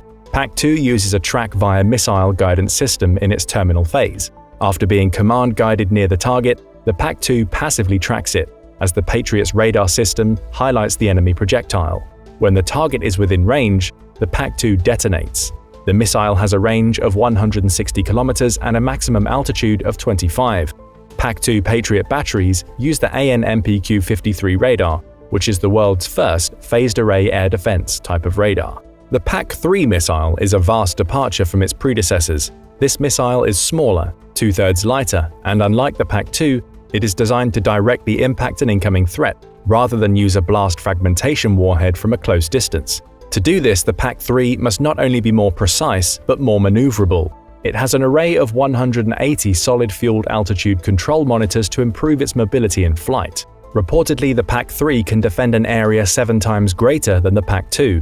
This is partially because of the radar system the PAC-3 relies on, the AN/MPQ-65, and its digitized upgrade, the AN/MPQ-65A, which has a range increase of 30% over its predecessor. Because the PAC-3 has less room for error than the PAC-2, its radar guidance must be more precise as well.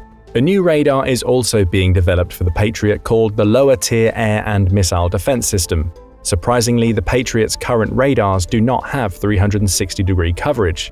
LTAMDS will correct this deficiency.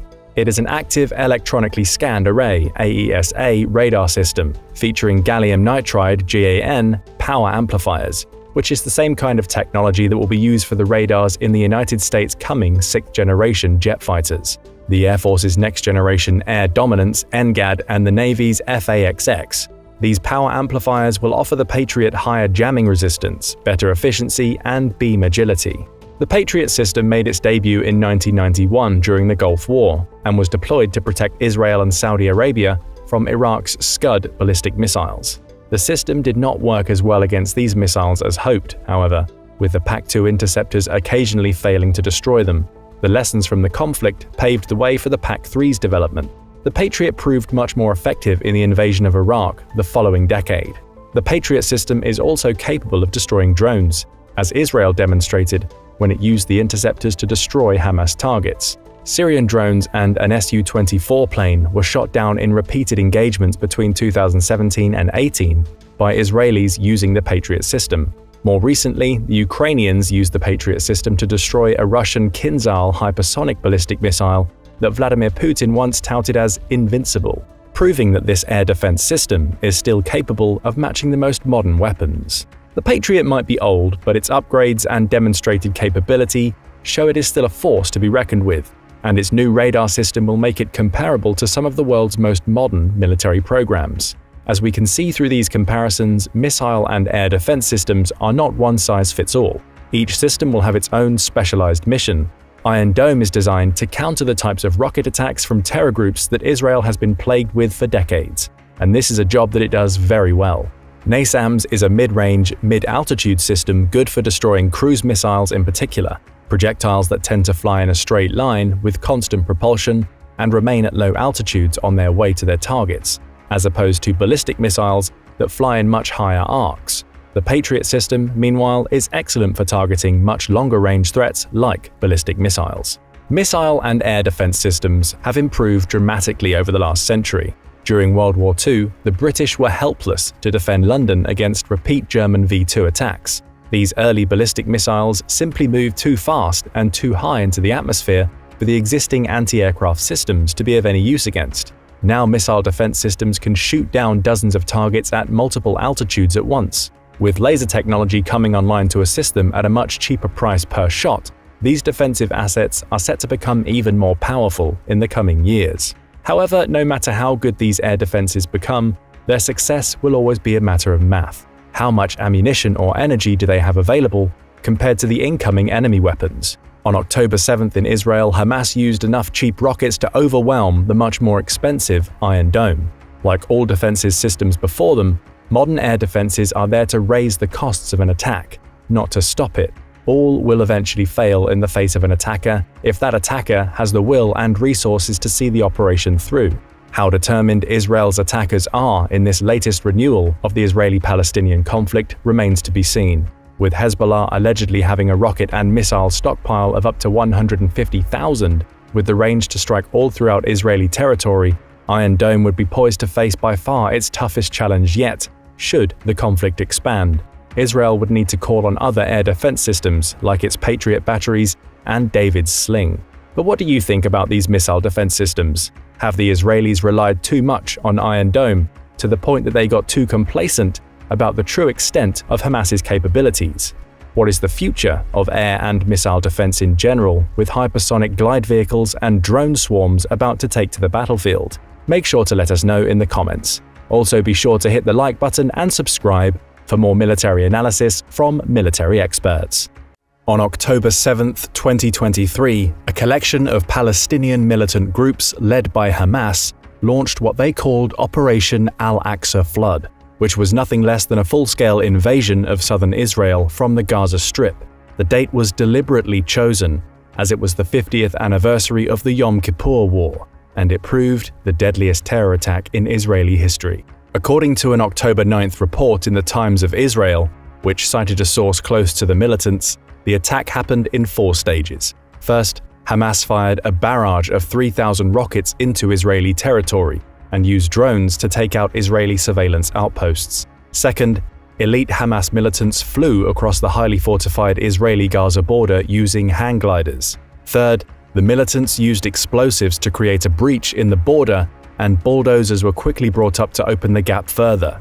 Fourth, Another elite unit attacked Israeli command and control, jamming communications in the area. The initial infiltration came at 6 different locations along the 15-kilometer arc on the border. Once this surprise attack had been completed, the rampage in the nearby towns began. As of October 11th, Israel reported over 1,200 fatalities, 3,000 injured and about 150 people abducted in the October 7th attack. That number is still expected to climb. Israelis, meanwhile, have not been the only ones killed or abducted by Hamas. Prisoners include 17 people from Nepal, 18 from Thailand, and 2 from Mexico, according to those countries' foreign ministries. U.S. Secretary of State Antony Blinken said at least 14 Americans were killed in the initial attack. People from countries ranging from France to Cambodia became casualties too.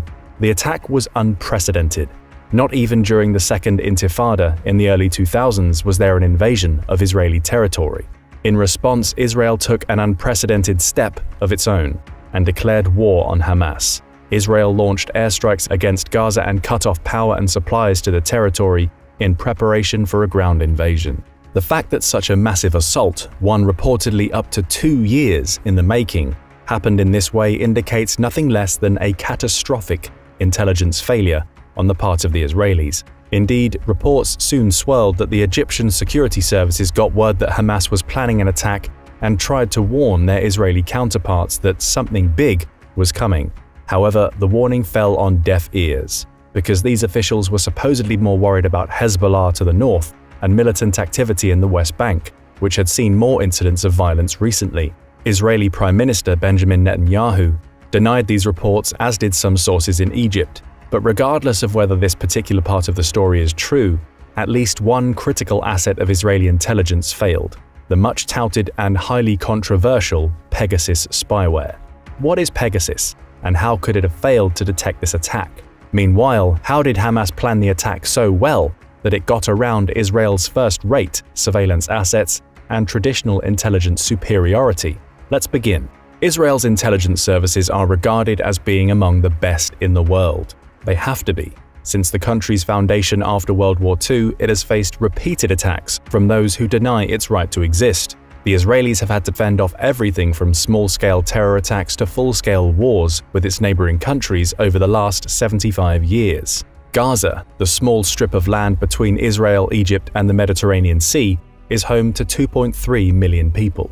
It's one of the most densely populated and heavily watched areas in the world. There is also a highly fortified border between it and Israeli territory. Surveillance drones constantly patrol the skies over this tiny piece of real estate. The Israeli intelligence services rely on other sophisticated technological methods of information gathering too.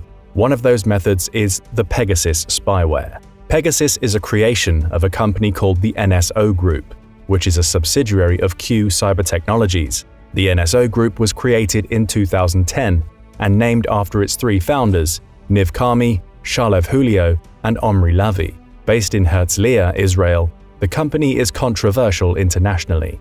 Reportedly, the NSO Group and its parent helped Saudi Arabia spy on the journalist Jamal Khashoggi, who was murdered by that country's agents on October 2, 2018. A year later, Facebook, now Meta platforms, sued the company over its illegal spying through its WhatsApp platform. In late 2021, Apple sued the company too, over the use of Pegasus spyware to surveil its iPhone users. American politicians aren't keen on the NSO Group either. In November 2021, the Biden administration put it on the United States Entity List for acting contrary to the foreign policy and national security interests of the US. This was a big blow to the company, and NSO's placement there deprived it of access to the American technology it depends on. The NSO Group has tried and failed to get exemptions from this ban. In July 2023, it began paying 3 major lobbying firms in Washington to plead its case, claiming that it was doing better background checks on clients and prioritizing human rights. Meanwhile, it criticized its detractors as being one-sided and anti-Israel. So far, these efforts have not amounted to much. Other critics say that the Pegasus spyware has morphed from the anti-terror purposes the NSO Group sells it as being effective for. Instead, it has now become a tool for governments to crack down on journalists, activists, and political rivals. In January 2022, Reports surfaced which revealed that Israeli police had used Pegasus not to track terrorists, but to spy on citizens and foreign nationals without a warrant or judicial oversight. Even people who were not originally targeted but had the spyware installed on their phones by accident were swept up, and the spyware revealed intimate aspects of their personal lives to the Israeli police, and the use of Pegasus spyware in this manner does not stop at Israel's borders. For example, a New York Times investigation revealed that Mexico had become the world's biggest Pegasus user. Mexico was the first foreign client for Pegasus, and successive governments there have used it to target journalists, human rights activists, and other government critics. The use of this spyware became such a big issue there that Mexico's president, Manuel López Obrador, while campaigning in 2018, promised that he would stop Pegasus abuses if elected. However, his promise proved hollow once he assumed power. Mexico's use of Pegasus spyware is even more intense now than it was before his presidency. Another example occurred in Europe in September 2023. Then, the Citizen Lab at the Munk School of Global Affairs at the University of Toronto revealed that Pegasus spyware had infected the iPhone of Galina Timchenko. Timchenko is the co-founder and publisher of the independent Russian Medusa news organization, which is a frequent critic of Vladimir Putin's regime. The incident came 2 weeks after the Kremlin labeled Medusa as an undesirable organization, although there is still not yet solid evidence that Russia is using the Pegasus spyware. Perhaps another government friendly to Russia was responsible for the incident, or perhaps it was someone else. As of now, we do not know.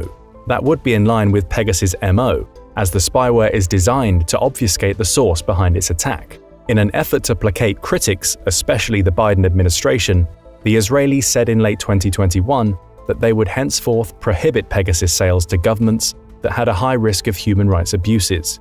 However, Mexico and other governments around the world who have used it intrusively continue to do so. Meanwhile, in early 2022, the FBI also revealed that it had come into possession of Pegasus, though the agency claims it has never used the spyware in one of its investigations. But what does Pegasus software actually do?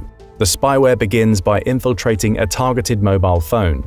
Once inside, essentially all data on the phone is available to the spyware's operators. Call logs, search logs, calendars, passwords, social media activity, photos, emails, browser history, contacts, cameras, and pretty much anything else we haven't listed here are all at the beck and call of Pegasus, and all without the user's knowledge. Pegasus is even capable of recording audio, like a user's phone calls, and getting around encrypted messages by reading them before encryption and after decryption.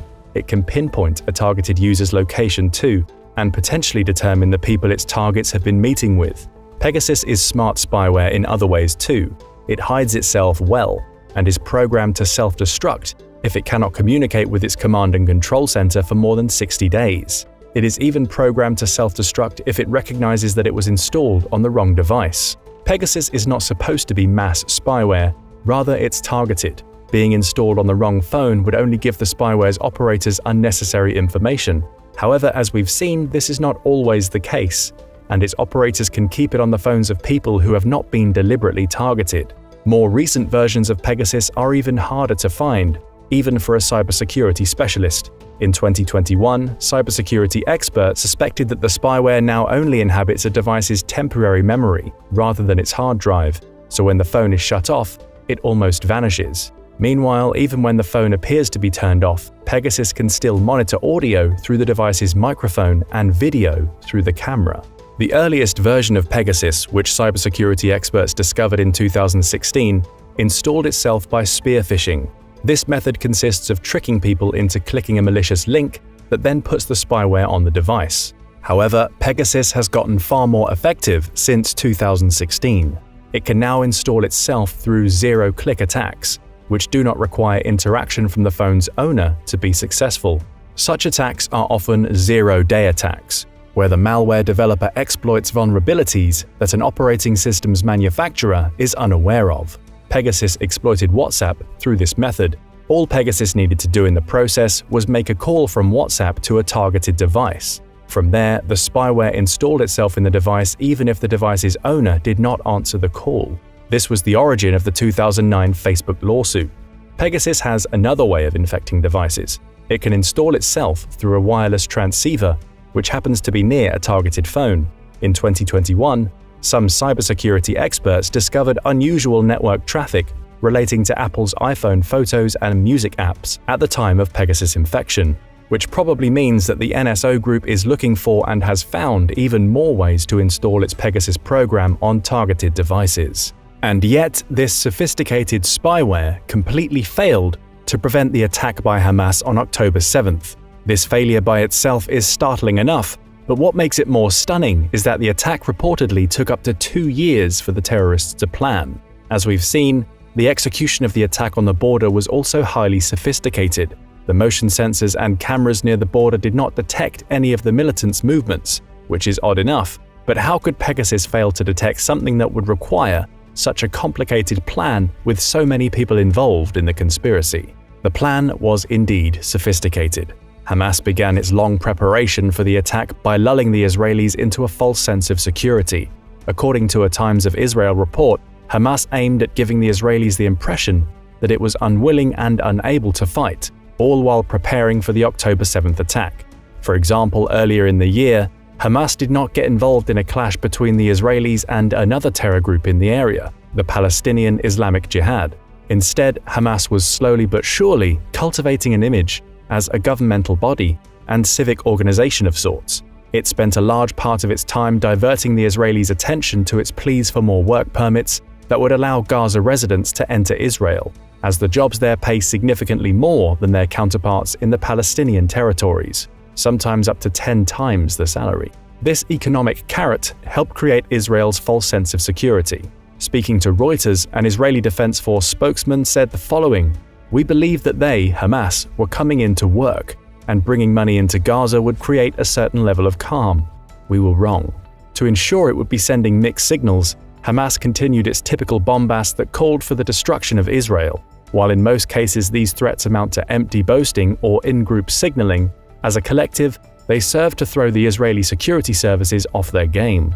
Israel seems to have interpreted these calls as customary cries, while Hamas's recent actions suggested that they were more interested in improving economic opportunity for Gaza residents. Meanwhile, Hamas launched a deception campaign that included rioting in Gaza to further add to Israelis' distraction.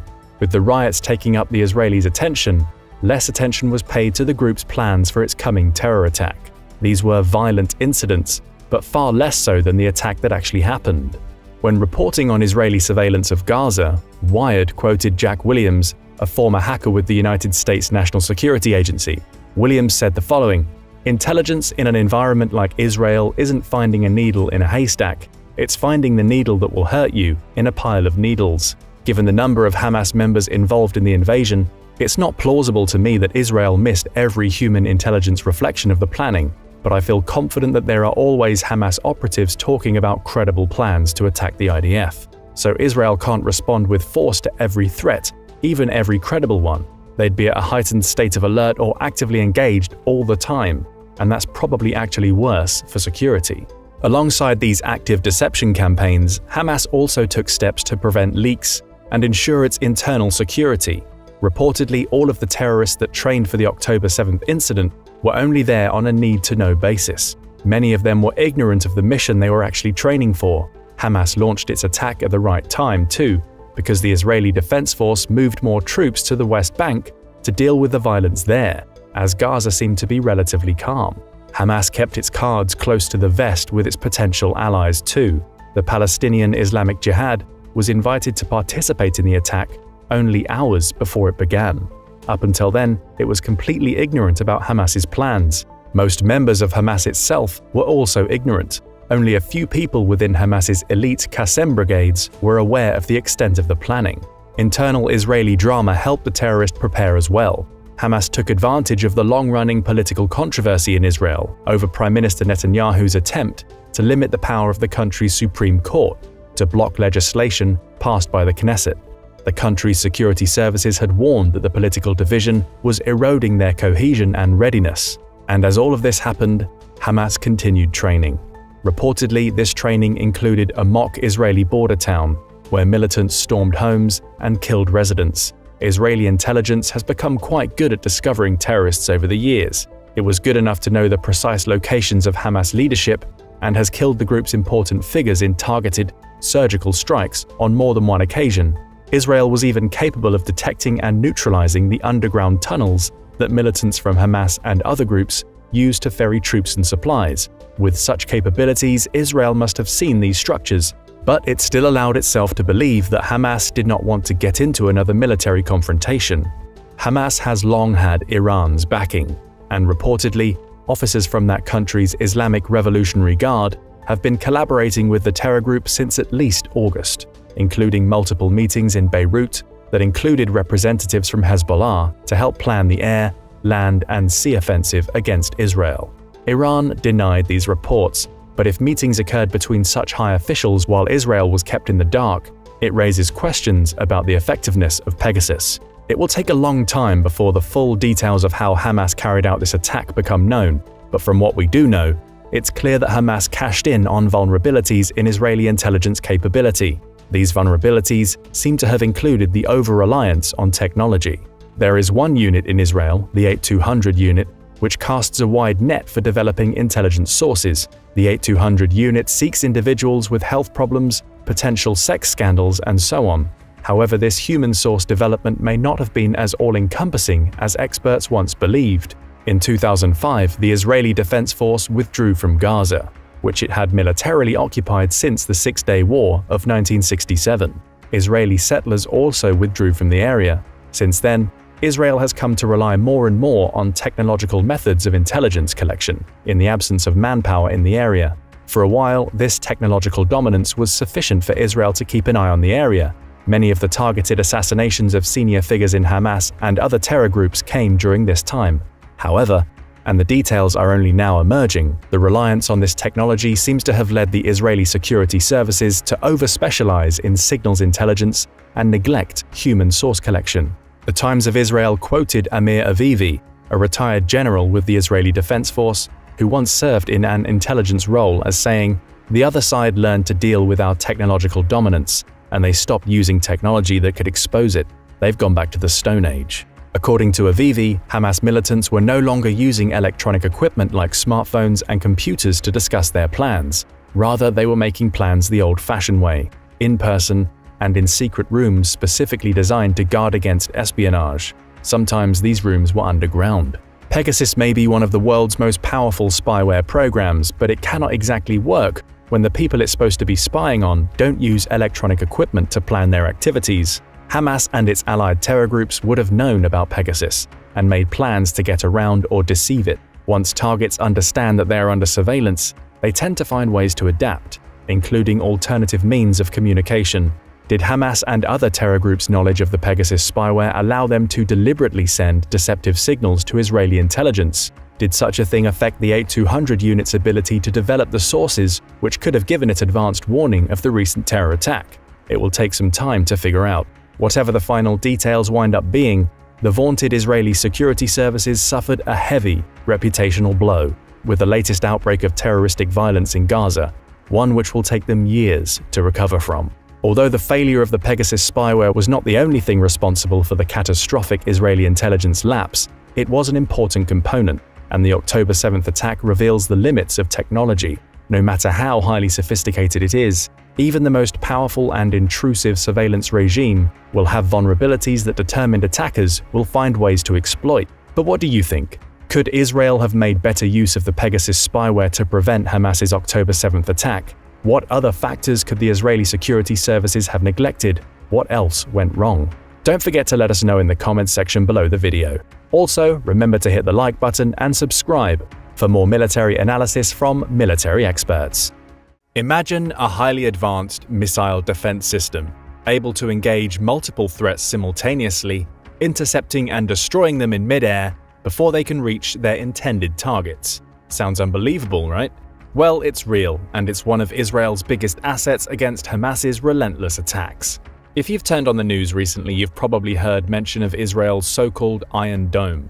In the complex environment of modern warfare, where the threat of artillery and missiles perpetually looms over nations, the Iron Dome system has received huge amounts of attention and controversy since its inception in 2011. Known globally for its technological and strategic efficacy, the anti-missile system has helped reshape the paradigms of military defense providing a three-dimensional shield against short-range rockets and artillery shells. Developed jointly by Rafael Advanced Defense Systems and Israel Aerospace Industries, the Iron Dome utilizes a combination of sophisticated radar technology, advanced data processing, and precise missile interception mechanisms, which work together to stop missiles headed into Israel. Yet this technology is also far from infallible, and concerns over its continued effectiveness, ethical implications, and ability to deal with massive and sophisticated attacks are all too real. Today, let's take a look at how the Iron Dome actually works, its performance, and just how well it might fare in future conflicts. To begin with, it's helpful to understand a bit of the Iron Dome's history and context. Development of the Iron Dome began as early as 2005. Brigadier General Danny Gold, then head of Mafat, Israel's Directorate of Military Research, decided to start the program for a next-generation missile interceptor. By 2007, Israel commissioned the development of Iron Dome, choosing Israeli contractor Rafael over the American giant Lockheed Martin. Another Israeli company, Emprest Systems, was put in charge of programming the core of Iron Dome's battle management system. Iron Dome went from the drawing board to combat readiness within less than 4 years. A remarkably short period of time for a weapons system designed from scratch, and far less than had been spent on any other missile interceptor system around the world. By mid-2009, the system successfully intercepted a number of rockets, mimicking Qassam and short-range Katyusha rockets in a Defense Ministry test. Testing would continue for another 2 years before the Iron Dome was declared operational by the IDF, and Defense Minister Ehud Barak authorized deployment of the system in March 2011. In November 2012, during Operation Pillar of Defense, the Iron Dome had its first major trial by fire, mitigating the impacts of rockets launched from Gaza into Israel. The system displayed an impressive interception rate of approximately 85%, according to Israeli Defense Forces, providing tangible protective value and giving the Iron Dome its first instance of international visibility. This operation spotlighted the Iron Dome's ability to discern between threats headed towards populated areas and those bound for open fields, a crucial capability for minimizing resource usage and avoiding unnecessary interceptions. 2014 witnessed another significant chapter in the Iron Dome's operational history, during the so-called Operation Protective Edge. This 50-day conflict saw the system intercepting rockets at an unprecedented rate, as 4,594 rockets and mortars were fired at Israeli targets. Iron Dome systems intercepted 735 projectiles that it determined were threatening, achieving an intercept success rate of 90%. Only 70 rockets fired at Israel from Gaza failed to be intercepted, leading many to believe that the Iron Dome had effectively neutralized the threat of rockets. Further evolution was noted by military analysts in May 2021. During the Israel-Gaza crisis of that month, the Iron Dome was subjected to an intense barrage of rockets, encountering a scale and complexity of fire not previously seen. In the first 24 hours of conflict, 470 rockets were fired from Gaza, a much higher rate than had been attained in any previous conflicts. Of the rockets, 17% were also long-range attacks on Tel Aviv, demonstrating an elevated interception rate of nearly 90%. The system safeguarded urban locales and strategically important sites, all while underlining Israelis' technical prowess in missile defense. There had long been concern among Israeli officials that the system would struggle to deal with a truly massive barrage of rockets, a fear which has played out vividly in recent weeks. However, even so, the Iron Dome continues to represent the world's most successful and technologically advanced missile interceptor, far outperforming other similar systems. One reason for this is the Iron Dome's dispersal. Typical air defense missile batteries consist of a radar unit, missile control unit, and several launchers, which are generally all located at the same site. On the other hand, the Iron Dome is built to deploy in a scattered pattern.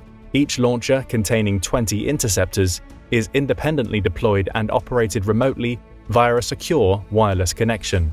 Reportedly, each Iron Dome battery is capable of protecting an urban area of approximately 58 square miles. So how exactly does the Iron Dome function? To answer this question, let's dive into the three main components of the system: the detection and tracking radar, the battle management and control (BMC) system, and the missile firing unit. First is the Iron Dome's detection and tracking radar. Developed by ELTA, a subsidiary of Israel Aerospace Industries, which serves as a vigilant sentinel in the defense system. Its primary function is to continuously survey the skies, hunting for potential airborne threats like rockets, artillery, mortars, and other objects that might pose a threat to populated areas. Once a threat is detected, the radar system begins to meticulously track its trajectory, speed, and altitude. When an enemy rocket is launched, the radar system immediately detects its presence by sending out radio waves that bounce back upon hitting an object.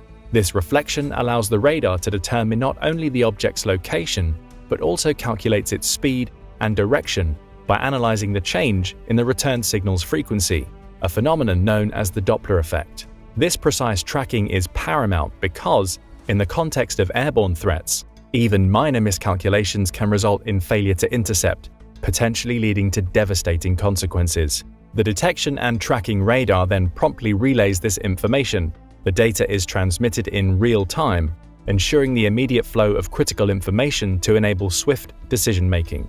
The radar can manage multiple threats simultaneously, tracking numerous incoming objects and providing data on each to ensure a comprehensive defensive response. This capability is vital in scenarios where adversaries launch multiple projectiles in quick succession, intending to overwhelm defense systems.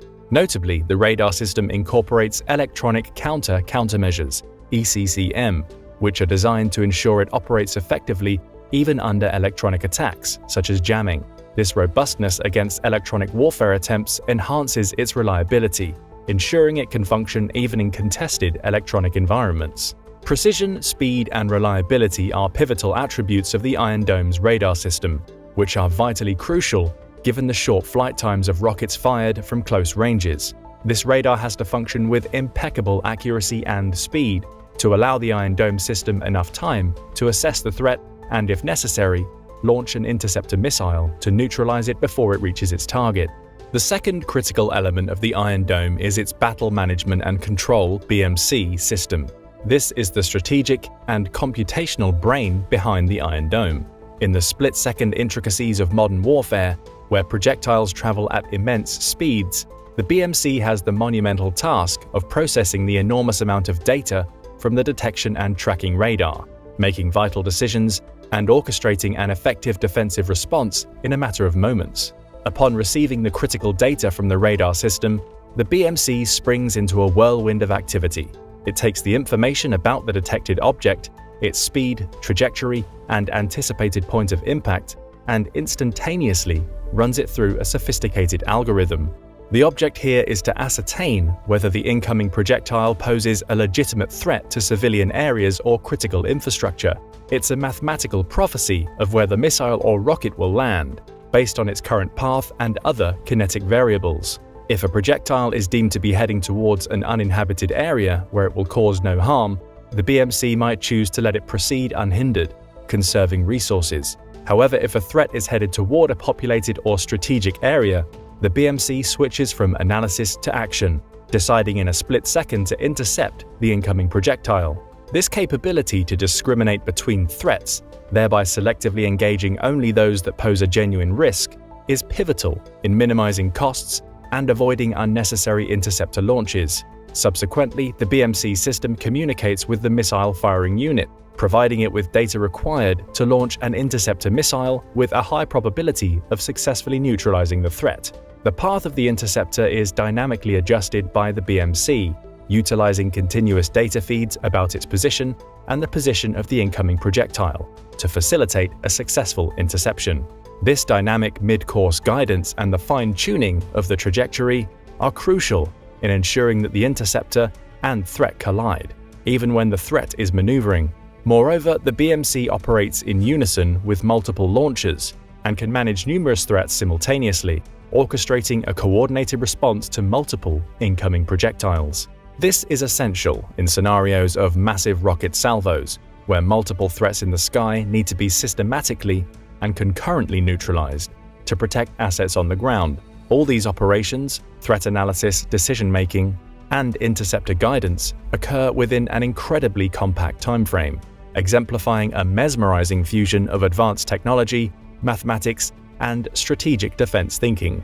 The BMC thus stands as the nerve center of the Iron Dome, effectively steering its operations. The final piece of the Iron Dome is its missile firing unit. This is essentially the muscle behind the operation, springing into action once a threat has been identified and a decision has been made to intercept. Imagine if you could launch a super-fast, highly accurate baseball to intercept and neutralize a dangerous object flying through the air.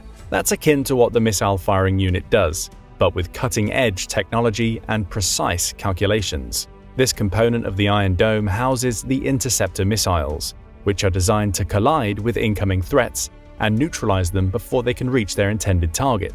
The actual missile used by the Iron Dome, called the Tamir Interceptor, is built to be highly maneuverable and incredibly fast, ensuring that it can meet threats head-on, even when they are moving at high speeds. Once the battle management and control system decides that a threat must be intercepted, the missile firing unit gets to work. The BMC communicates the precise data regarding the incoming projectile's path, speed, and anticipated location of impact to the missile firing unit. Armed with this information, the unit launches an interceptor missile into the sky, aimed to meet the incoming threat at a calculated collision point. The act of launching is merely the beginning of the journey for the interceptor. After being propelled into the sky, it needs to find and collide with the threat. This is where guidance from the BMC continues to play a vital role. The interceptor is consistently guided by the BMC, which adjusts its path in real time to ensure it remains on a collision course with the incoming projectile. The Tamir Interceptor is designed to destroy the incoming threat by detonating its warhead nearby, neutralizing the threat in the sky, and ensuring debris falls in areas where it's less likely to cause harm. This ability to intercept projectiles mid-air is a complex ballet of precision, speed, and technology, meant to destroy projectiles efficiently while minimizing the risk to civilian life and infrastructure on the ground. When dealing with salvos of multiple projectiles, the missile firing unit is capable of launching numerous interceptors in quick succession, maintaining a formidable defense against a barrage of incoming threats. The unit works in concert with the other components of the Iron Dome, ensuring that the identified threats are engaged and neutralized effectively. In simple terms, the missile firing unit is the component of the Iron Dome that takes immediate, tangible action against identified airborne threats, launching, guiding, and detonating interceptor missiles to protect the skies and shield the population and infrastructure below from harm. This vital piece of the defense puzzle ensures that theory and strategy are transformed into definitive, protective action. These three components work together seamlessly, creating a protective dome in the sky. The radar spots the threat, the BMC decides on the action, and the missile firing unit responds, all in a matter of minutes. It's a finely tuned symphony of technology, where each part plays a crucial role and must perform flawlessly to ensure the safety of the population below. When you integrate these three components, the vigilant radar, the intelligent BMC, and the defensive missile firing unit, you get a system that is far more than the sum of its parts. Yet even with these incredibly advanced interception capabilities, one of the Iron Dome's main weaknesses is sheer volume. The system can potentially be overcome by huge volleys of missiles that exceed its capability to intercept them. Also, the cost of each interception is high, while attacking rockets can be relatively inexpensive. These are among the reasons encouraging the development of the Iron Beam energy weapon to complement the Iron Dome, which is cheap to fire, has unlimited ammunition, and is effective at short range. Iron Dome is also significantly less effective against very short-distance saturation strikes. Hamas is well aware of these vulnerabilities. In addition to having enormous numbers of rockets and using saturation strikes, the group consistently fires rockets at low trajectories to make them harder to intercept. According to Israeli journalist Ronan Bergman, in 2012 during Operation Pillar of Defense, Israel agreed to an early ceasefire. For a reason that has remained a closely guarded secret, the Iron Dome anti-missile defense system had run out of ammunition. Bergman says that as a result of the experience, Israel had tried to prepare larger stocks of interceptors for future rounds of fighting. The most recent conflict between Israel and Hamas has highlighted that a volume of projectiles to intercept is still a weakness, as the Iron Dome has been hard-pressed to stop every incoming missile. Over the first few years of the Iron Dome's deployment, the maximum number of rockets fired at Israel per day, even during periods of open conflict, ranged from roughly 200 to 300.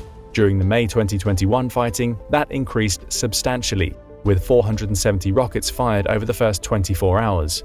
But in 2023, somewhere between 2,200 and upwards of 3,500 rockets were launched in just the first 20 minutes. This reality made clear that despite being far superior to any other missile defense system, the Iron Dome is not impenetrable. As Patrick Sullivan and John Amble of the West Point Modern War Institute noted in a recent analysis, that quantity was simply too much for Iron Dome to manage. Hamas rocket fire is notoriously imprecise, and Iron Dome is designed not to expend ammunition on incoming rounds whose trajectories do not indicate an impact in a populated area. That is an important advantage weighing in Iron Dome's favor. If Hamas fires 10 rockets and misses with 9, Iron Dome can most likely intercept the one threatening round. If Hamas fires 100 and misses with 90, that poses more of a challenge.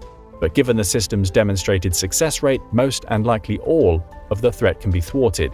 But extrapolate this dynamic by firing 1,000, 2,000 or even more rockets, and eventually the advantage shifts in favor of the attacker.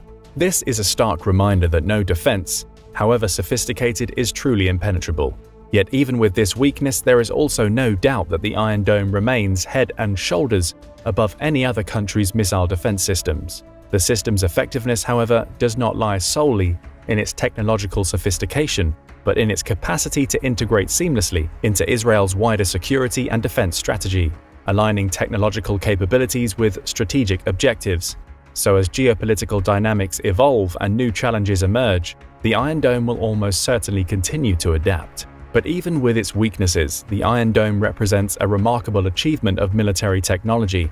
The interplay of its principal components, the detection and tracking radar, the battle management and control system, and the missile firing unit, orchestrates a rapid, usually precise response to incoming missiles. Each component plays a pivotal role, from initial detection and threat assessment to the actual interception. The evolution and deployment of the Iron Dome underscore Israel's broader strategic imperative to safeguard the lives of its citizens. For more than a decade, it has also given Israel the psychological and logistical upper hand in its clashes with Hamas. While the most recent conflict has put this into question for some, there is little doubt that the Iron Dome has altered the paradigm of modern military defense strategies, contributing to the doctrine of using technological might to proactively defend against short-range missiles. But what do you think? In the rapidly evolving world of geopolitics, how much of a role will the Iron Dome and similar systems play in the years to come? Let us know your thoughts in the comments below, and don't forget to subscribe for more military content and analysis. Everyone is terrified of Israel's Merkava tank, and here's why. The Merkava tank, which translates to chariot in Hebrew, is the main battle tank of the Israeli Defense Forces. Its development is a significant part of Israel's military history, showcasing the country's commitment to advanced technology and self-reliance in defense. The story of the Merkava begins in the early 1970s. Following the 1967 Six-Day War and the 1973 Yom Kippur War, Israel realized the importance of having a reliable and potent tank force. They had previously relied on purchased or modified tanks from other countries, but the decision was made to create a domestic tank that would suit their specific needs. The Merkava project was led by General Israel Tal, a prominent figure in the Israeli military. A veteran of World War II and Israel's wars in 1948, 67 and 73, Tal was one of the world's leading experts on armored doctrine. He had played a major role in Israel's victories in both the Six-Day and Yom Kippur Wars, by training Israeli gunners to fire from further away than either Egyptian or Syrian tanks could manage. Tal drew his inspiration for the Merkava from the lessons learned during those conflicts, envisioning a tank that prioritized crew safety, had superior armor and firepower, but could still move with agility across the diverse terrains of Israel. One of the distinguishing features of the Merkava is its overall design, with the engine placed in the front, providing an additional layer of protection for the crew compartment at the back. This goes against the traditional tank design, where the engine is at the rear. The tank's structure is heavily armored, and it includes a unique compartment at the back for infantry soldiers, ammunition, or supplies. The Merkava also boasts advanced weaponry, including a powerful 120mm main gun, a secondary 7.62mm coaxial machine gun, another machine gun mounted on the right side of the turret roof, and an internally mounted 60mm breech-loaded mortar. The roof-mounted machine gun can be remotely aimed and fired by the commander from within the turret and traverse to full 360 degrees. Since its initial introduction, the Merkava has undergone several upgrades and iterations, each improving upon the last. The Merkava Mark I, the first version, was officially introduced into the Israeli military in 1979. The Mark II followed in the 1980s with better armor and improved systems. The 1990s saw the introduction of the Merkava Mark III, which had a more powerful engine, improved armor, and advanced fire control systems. The Merkava Mark IV, introduced in the early 2000s, continued this trend of improvements, integrating even more advanced technology, better protection, and improved weaponry. In the decades since, Israel has amassed a store of over 2,220 Merkava tanks, although a substantial portion of these are still older models. The Mark IV Barak is a so-called smart tank, equipped with state-of-the-art computer systems and sensors to assist the crew in targeting and navigation. Brigadier General Baruch Matzliach, former head of the Merkava Tank Directorate, stated in 2017 that the main challenge facing armor today is the disappearing enemy, which arrives, attacks, and retreats within seconds. He told the Jerusalem Post then that man is not capable of processing all the information when it comes to the disappearing enemy.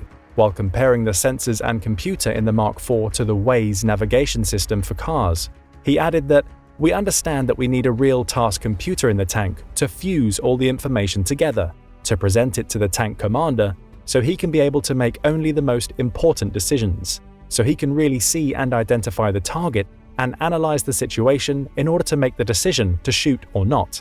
As a smart tank, the Mark IV has fused sensors and a task computer that presents the same information to both the crew inside the tank as well as to other tanks and vehicles present in the field. The simplification and sharing of intelligence and information via C4I, command, control, communications, computers, and intelligence, has been crucial for improving accuracy and timing. The Merkava tank has been an integral part of Israel's military operations since its introduction. It's seen action in various conflicts and has proven its effectiveness on the battlefield. Its emphasis on crew protection has also set a standard in tank design, influencing other military vehicles worldwide.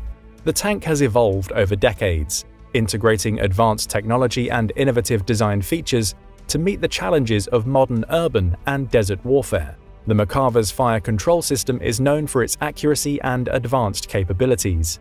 It incorporates a range of sensors, laser rangefinders, and computer systems to calculate the optimal firing solution, ensuring high precision even while on the move. The tank's gunner and commander have advanced sights and thermal imaging, allowing for effective target acquisition and engagement under diverse conditions, including nighttime operations. The fire control system is also integrated with the tank's navigation system, providing real-time data and aiding in accuracy.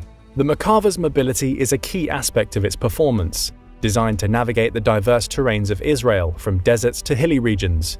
It is powered by a robust V12 diesel engine, providing a good power-to-weight ratio and ensuring rapid acceleration and high top speeds. The tank's advanced suspension system aids in maneuverability, and its wide tracks provide excellent traction, even in challenging conditions. The Merkava's armor is another contributor to the tank's success, ensuring maximum protection for its crew. It features modular composite armor, allowing for quick replacement and adaptation to different threat levels. The tank's front has especially thick armor, and the engine's placement at the front adds an additional layer of protection. In addition to its physical armor, the Merkava is equipped with the Trophy Active Protection System, the only fully operational and combat-proven APS against anti-tank guided missiles in the world. The Trophy APS was developed by Israel's Rafael Advanced Defense Systems and Israel Aircraft Industries Elta Group. Designed to detect and neutralize incoming projectiles, the Trophy system is equipped with 4 radar antennas and fire control radars to track incoming threats such as anti-tank guided missiles, ATGMs, and rocket-propelled grenades. Once a projectile is detected, the Trophy system fires a shotgun-type blast to neutralize the threat. The tank also features NBC, nuclear biological chemical protection, helping ensure the crew's safety in a variety of threat environments. When compared to other modern main battle tanks like the M1 Abrams, Leopard 2, or T-90, the Merkava holds its ground in terms of technological capabilities and protection. While it may not have the same speed as some of its counterparts, its emphasis on crew safety and its advanced fire control system make it a formidable opponent on the battlefield. The Merkava's modular armor and active protection system give it an edge in survivability, something that is paramount in Israeli military doctrine. While tanks like the M1 Abrams have mostly comparable armor and weaponry, the Merkava's unique design features and adaptations for infantry support make it more versatile. The combination of advanced fire control, robust armor, and superior protection systems has a profound impact on the Merkava's combat effectiveness. The high accuracy of its weaponry ensures that it can engage and neutralize threats at long distances, while its armor and protection systems significantly reduce the vulnerability of the tank and its crew. The tank's design prioritizing crew safety means that even if the tank is disabled in combat, the crew has a higher chance of survival, ensuring experienced and trained soldiers can continue to contribute to the defense forces. Furthermore, the integration of systems supporting infantry operations makes the Merkava a versatile asset on the battlefield, capable of fulfilling multiple roles beyond that of a traditional main battle tank. In essence, the technologies integrated into the Merkava tank have proven crucial in its operational success and effectiveness in combat, reflecting a balanced approach to firepower, protection, and mobility. This has not only established the Merkava as a key component of Israel's military might, but also as a prominent example of modern tank design focused on multidimensional warfare and crew safety. Historically, this strong emphasis on crew protection has paid dividends. The tank's front is especially well protected, featuring thick layers of armor, and the engine placed at the front, providing an additional protective barrier for the crew. This unconventional design choice ensures that even in the event of a frontal attack, the crew compartment remains shielded. To enhance its mine protection, the Merkava's floor is reinforced, and the tank employs a special suspension system designed to mitigate the impact of explosions. These features collectively make the Merkava one of the best protected tanks in the world against anti-tank missiles and mine blasts. Another important aspect of the Merkava's design is its rear compartment, which can be used to transport additional troops or carry supplies. This space, situated behind the tank's turret, can accommodate up to 6 infantry soldiers, allowing the Merkava to function as an armored personnel carrier in addition to its role as a main battle tank. This design feature greatly enhances the tank's versatility on the battlefield, providing additional support to ground forces and contributing to the tank's overall effectiveness in combat operations. The Merkava has a proven track record of surviving attacks in various combat situations, primarily due to these exceptional design and protection features. There have been numerous instances, particularly in conflicts with Hezbollah and during operations in the Gaza Strip, where Merkava tanks have survived direct hits from anti-tank missiles and IEDs, sometimes with the crew members walking away with minimal or no injuries. This has also resulted in comparatively lighter losses of both tanks and personnel. During the 1982 Israeli-Lebanese War, for instance, Israel lost dozens of tanks, but only a tiny percentage of those were Merkavas. Even during the 2006 war with Hezbollah, which fired more than 1,000 anti-tank missiles throughout the conflict, the losses of Merkavas were far more limited than older armor. In total, 5 Merkava tanks were destroyed. Of these, 2 were Merkava Mark IV. One was damaged by an IED, and the other was destroyed by a Russian AT-14 Hornet missile. The Israeli military said that it was satisfied with the Merkava Mark IV performance, and attributed most of the problems to insufficient training before the war. In total, 50 Merkava tanks, mostly Merkava IIs and IIIs, were hit, 8 of which remained immediately serviceable on the battlefield.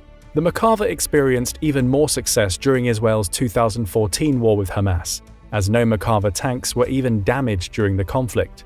The Mark IV versions, fitted with the Trophy Active Protection System, reportedly intercepted dozens of anti-tank missiles and RPGs during the ground operation, mostly Russian-made Hornet models, proving to many that it was extraordinarily effective against man-portable anti-tank weapons. However, this is not always the case, and like any battle tank, the Merkava is not invincible. This is especially true in today's technologically advanced combat environments. As the war in Ukraine has demonstrated, small drones with explosives attached to them can be deadly to tanks. This is even true for models as well armored and advanced as the Merkava. As part of its infiltration of southern Israel on October 7th and subsequent murder and abduction of hundreds of Israelis and foreigners, Hamas fighters struck Israeli outposts along the 40-mile border wall separating Israel from the Gaza Strip. Merkava tanks have patrolled the border for decades, meant to stop just such an incursion. But this time, some of them came under attack by Hamas's grenade-dropping drones. Hamas videos depict multiple successful strikes on Merkava Mark IVs. In at least 2 cases, the tanks also burned, showing just how deadly explosive drones can be to armor unprepared for a precision strike from above. At first glance, many speculated that the drone's grenades, which weigh only a couple of pounds, penetrated the thin top armor on the Merkava's turrets. In general, that's how Ukrainian and Russian drones have been destroying each other's tanks in such large numbers.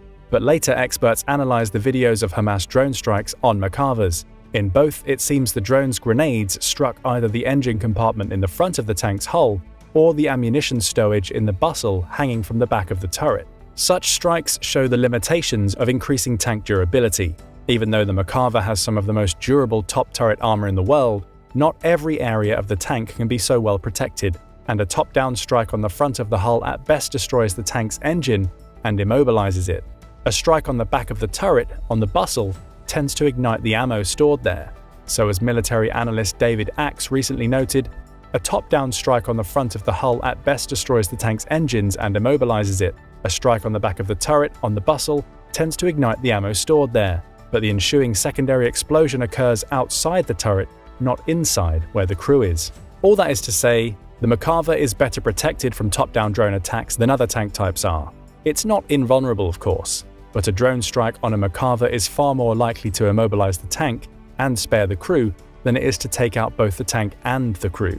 Yet Israel is also clearly concerned about the possibility of a direct strike on the tank hatch. In the days since Hamas's attack, videos have emerged of Merkavas being modified with so-called cope cages, hardened protective screens, which the Russians began to adopt in 2022 to try and stop Ukrainian ATGM strikes.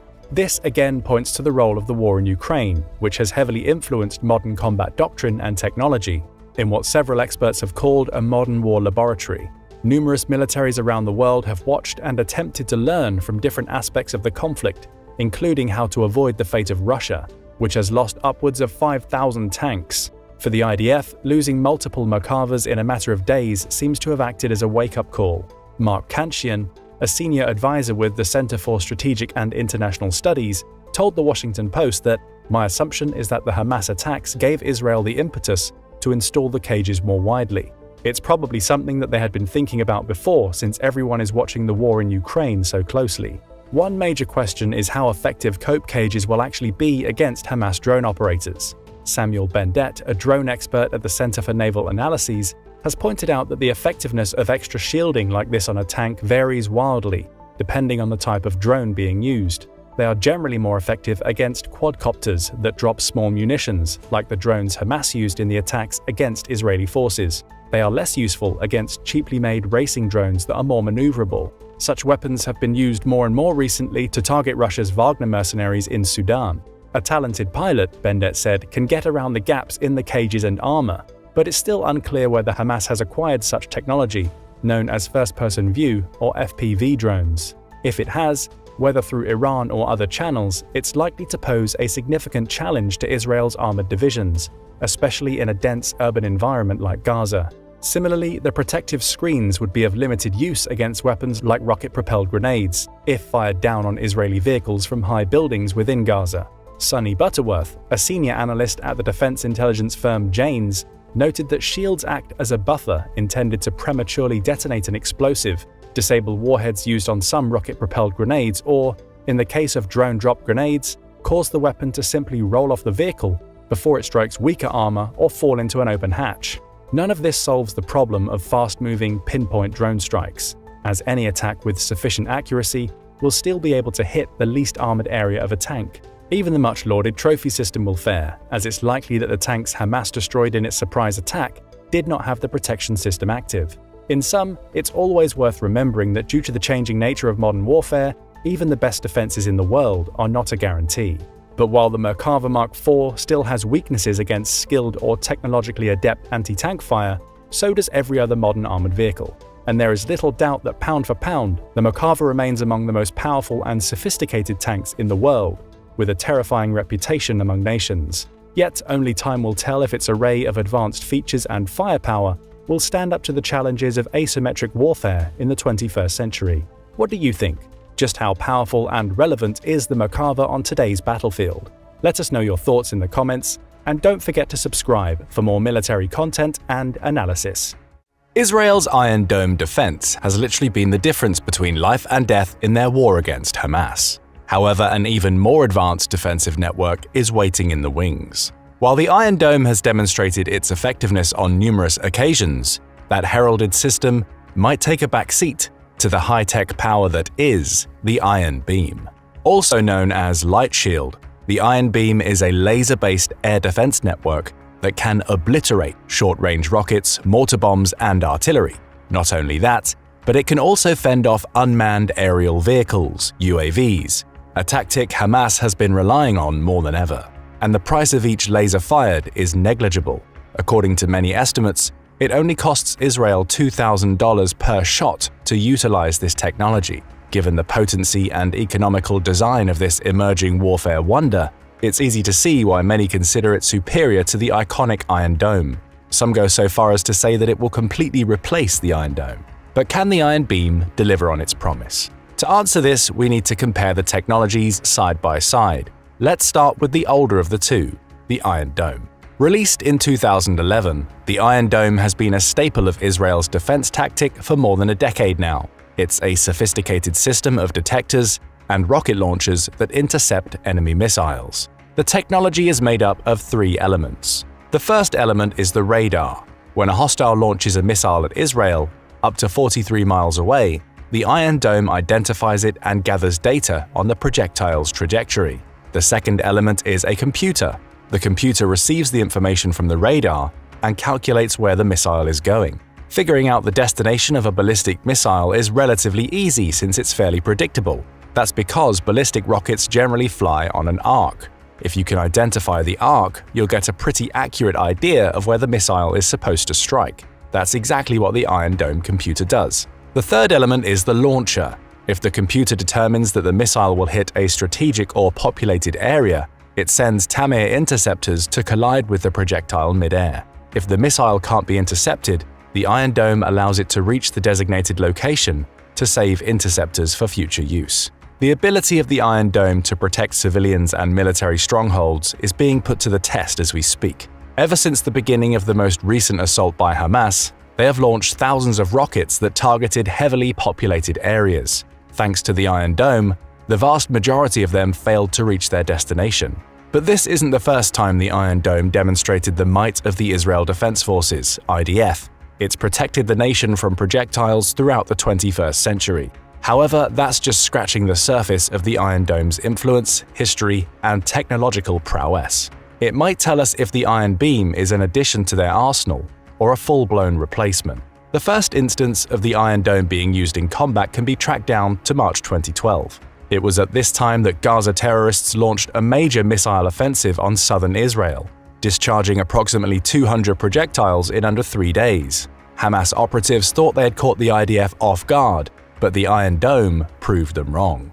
The system calculated that most of the rockets were headed toward unpopulated areas, which would result in no casualties.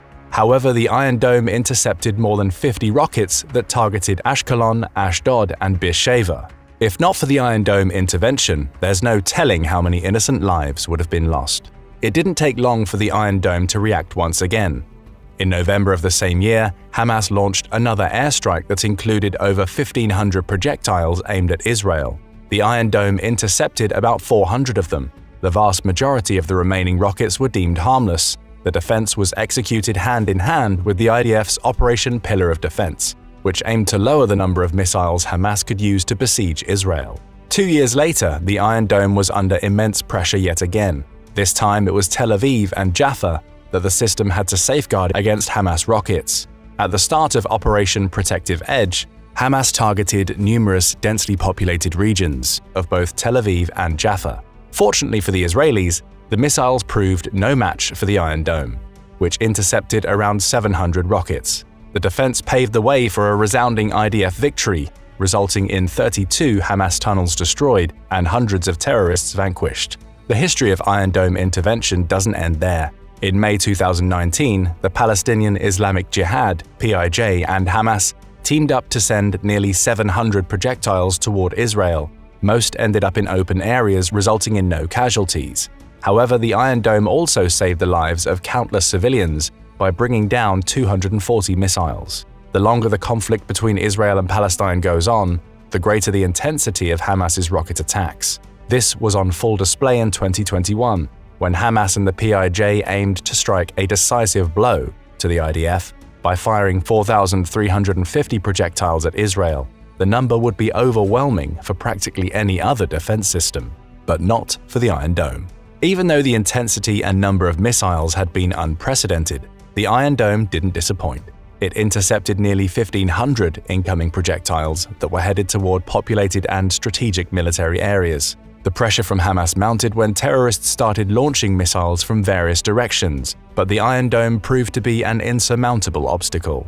Over the course of this defense operation, the dome had a 90% success rate. However, this didn't discourage Hamas from launching additional assaults. The IDF knew it would need to upgrade its defense system even further and position the Iron Dome on multiple fronts. And so it did. In 2022, Israel announced that Sea Dome, the ship-mounted version of the Iron Dome, would soon enter the marine battlefield. The system passed several tests that showcased its ability to repel different threats that could emerge from the sea. In June of 2023, the IDF conducted another series of tests that proved Sea Dome's effectiveness at intercepting drones, cruise missiles, and rockets. Israel has already developed several Sea Domes on its SAR 6-class corvettes, small warships, to protect the country's shipping lanes, coastline, and natural gas rigs. By blocking the foe's projectiles from destroying their targets, Sea Dome should help ensure Israel's maritime superiority in the Mediterranean Sea and the Red Sea. Over the years, the Iron Dome has received numerous expensive updates to keep the forces of Hamas at bay. Israel's leading defense technology company, Rafael Advanced Defense Systems, invested billions to develop and keep the system efficient. The US also pitched in with approximately $3 billion allocated for interceptors, launchers, general maintenance, and many other aspects of keeping the Iron Dome in great shape. More financial aid from the US is in the offing. Specifically, President Biden recently announced that America would provide additional military assistance to support the Iron Dome. He's not the only one behind this initiative. Several members of the US Congress proposed a bill that would send Israel another $2 billion to reinforce the Iron Dome. With all this funding going to the Iron Dome, one can't help but wonder, what if there was a better, cheaper way for Israel to defend itself? This brings us to the other side of today's debate, the Iron Beam. If you think that laser weapons from Star Wars are improbable, the Iron Beam will prove you wrong. The system fires laser beams to topple airborne targets. Like the Iron Dome, it features a surveillance network that detects enemy projectiles before engaging them. As soon as the Iron Beam identifies a threat, it sends a laser that travels at the speed of light and reaches the missile before it reaches its destination. The IDF and Rafael didn't randomly decide to pursue such technology. The development started as a result of increasingly dangerous assaults by Hamas, who diversified their arsenal. They recently relied on UAVs and mini-UAVs, besides rockets and mortars, to threaten the Israeli military and general population.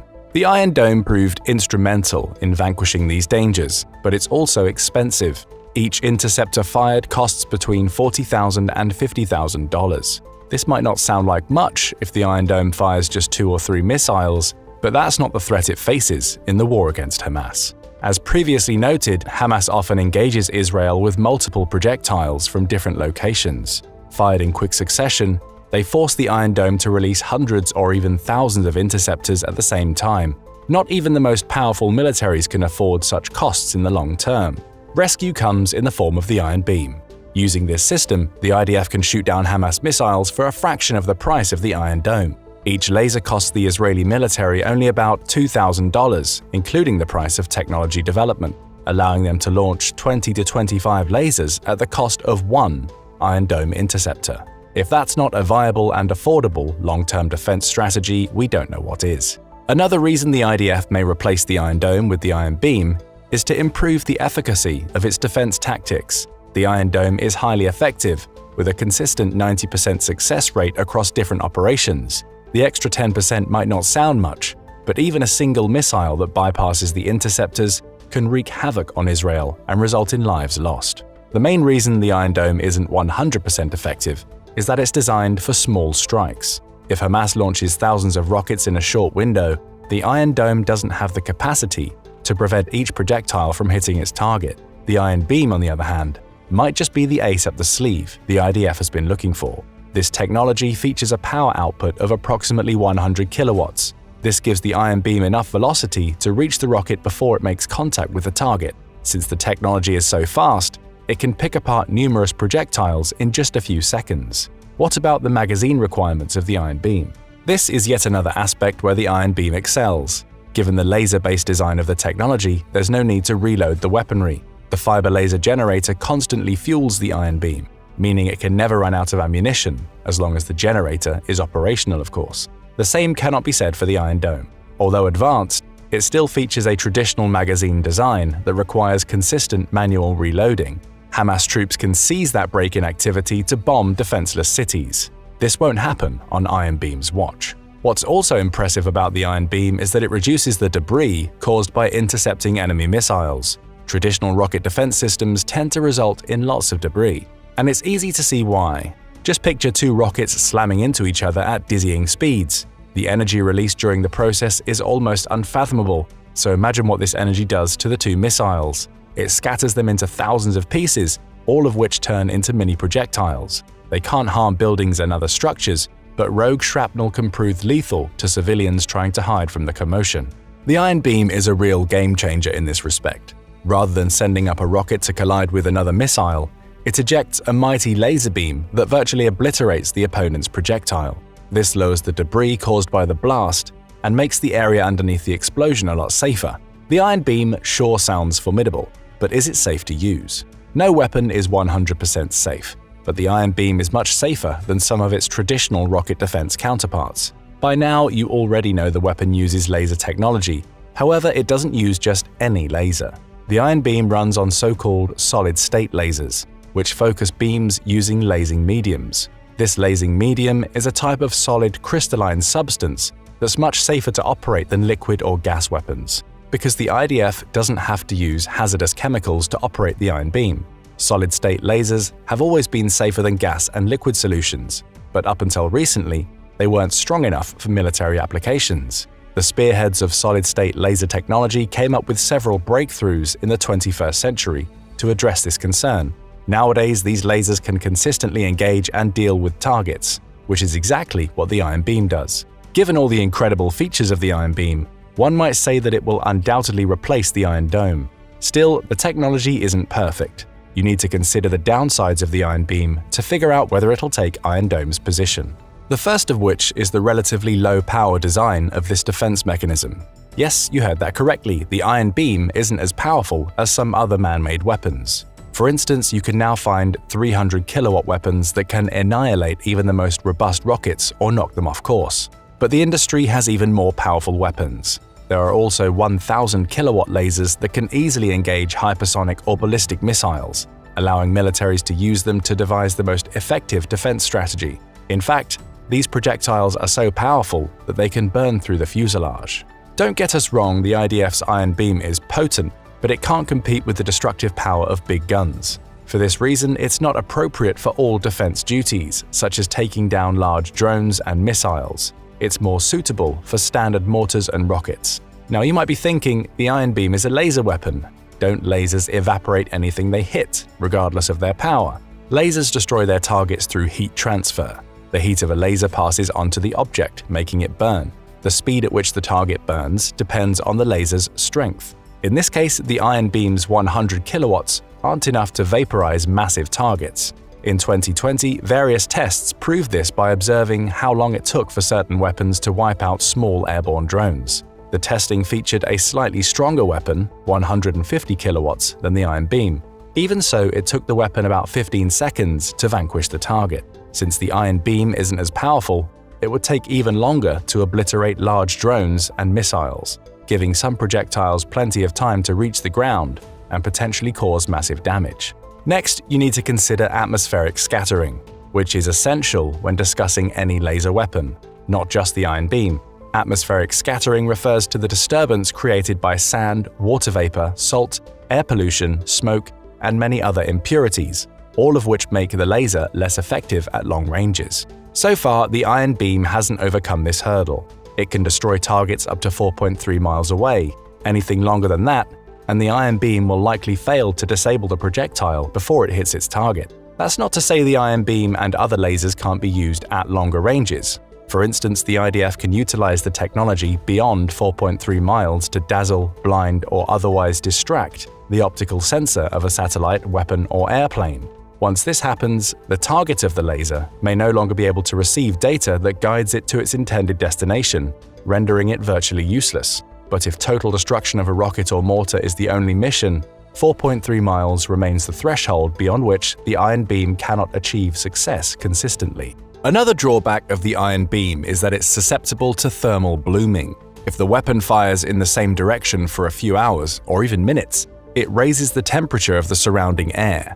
Ultimately, the heat can cause the laser to defocus and make it vulnerable to hostile projectiles. Now, thermal blooming isn't a major factor if the ion beam engages its target at a particular angle, but when there's a heat-resistant missile that's headed straight at ion beam, the lack of focus puts the weapon at a greater disadvantage reaching its destination. The good news for IDF is that mortars and rockets used by Hamas don't have extraordinary heat resilience, but this doesn't make the ion beam immune to more advanced rockets.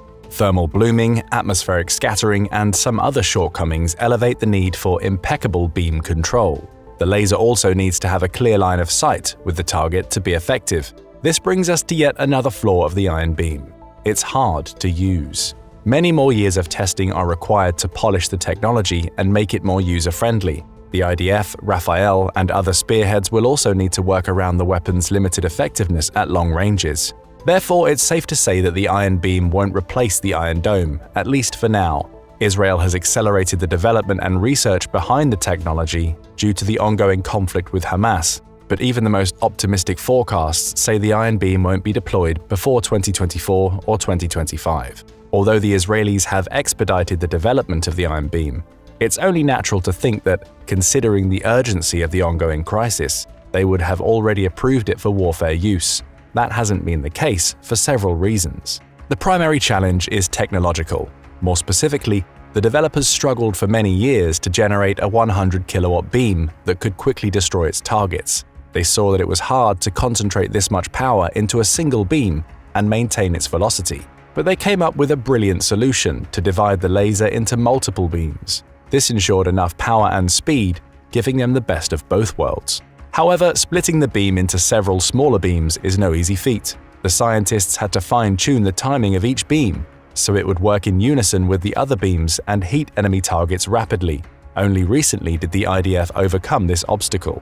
Another and perhaps even more important reason is regional instability. Since 2019, there's been constant unrest in the Israel-Palestine relations. To make matters worse, Israel has had many short-term governments that prioritized different policies. All this was reflected in the military budget. The state simply didn't have enough money to speed up the ion beam production further, which is why they postponed the development. While you may have seen videos of the ion beam in action, none of them actually show the laser weapon. Some display the Iron Dome batteries intercepting inbound rockets that make the camera lens flare, which appears like a laser on screen, while others use edited footage from warfare video games. Whatever the source of those clips, one thing's for sure: as of today, the ion beam isn't being used to defend Israel from Hamas missiles. When it finally makes its appearance, it won't replace the legendary Iron Dome. Instead, it's designed to be employed side by side with the existing technology. How exactly will the two technologies work to destroy rockets, missiles, UAVs, and other aerial threats? The answer is pretty straightforward. You need to consider the design and intended purposes of the Iron Dome and the Iron Beam. Once the two systems operate side by side on the battlefield, the Iron Beam will primarily deal with short-range projectiles, including standard rockets and mortar bombs.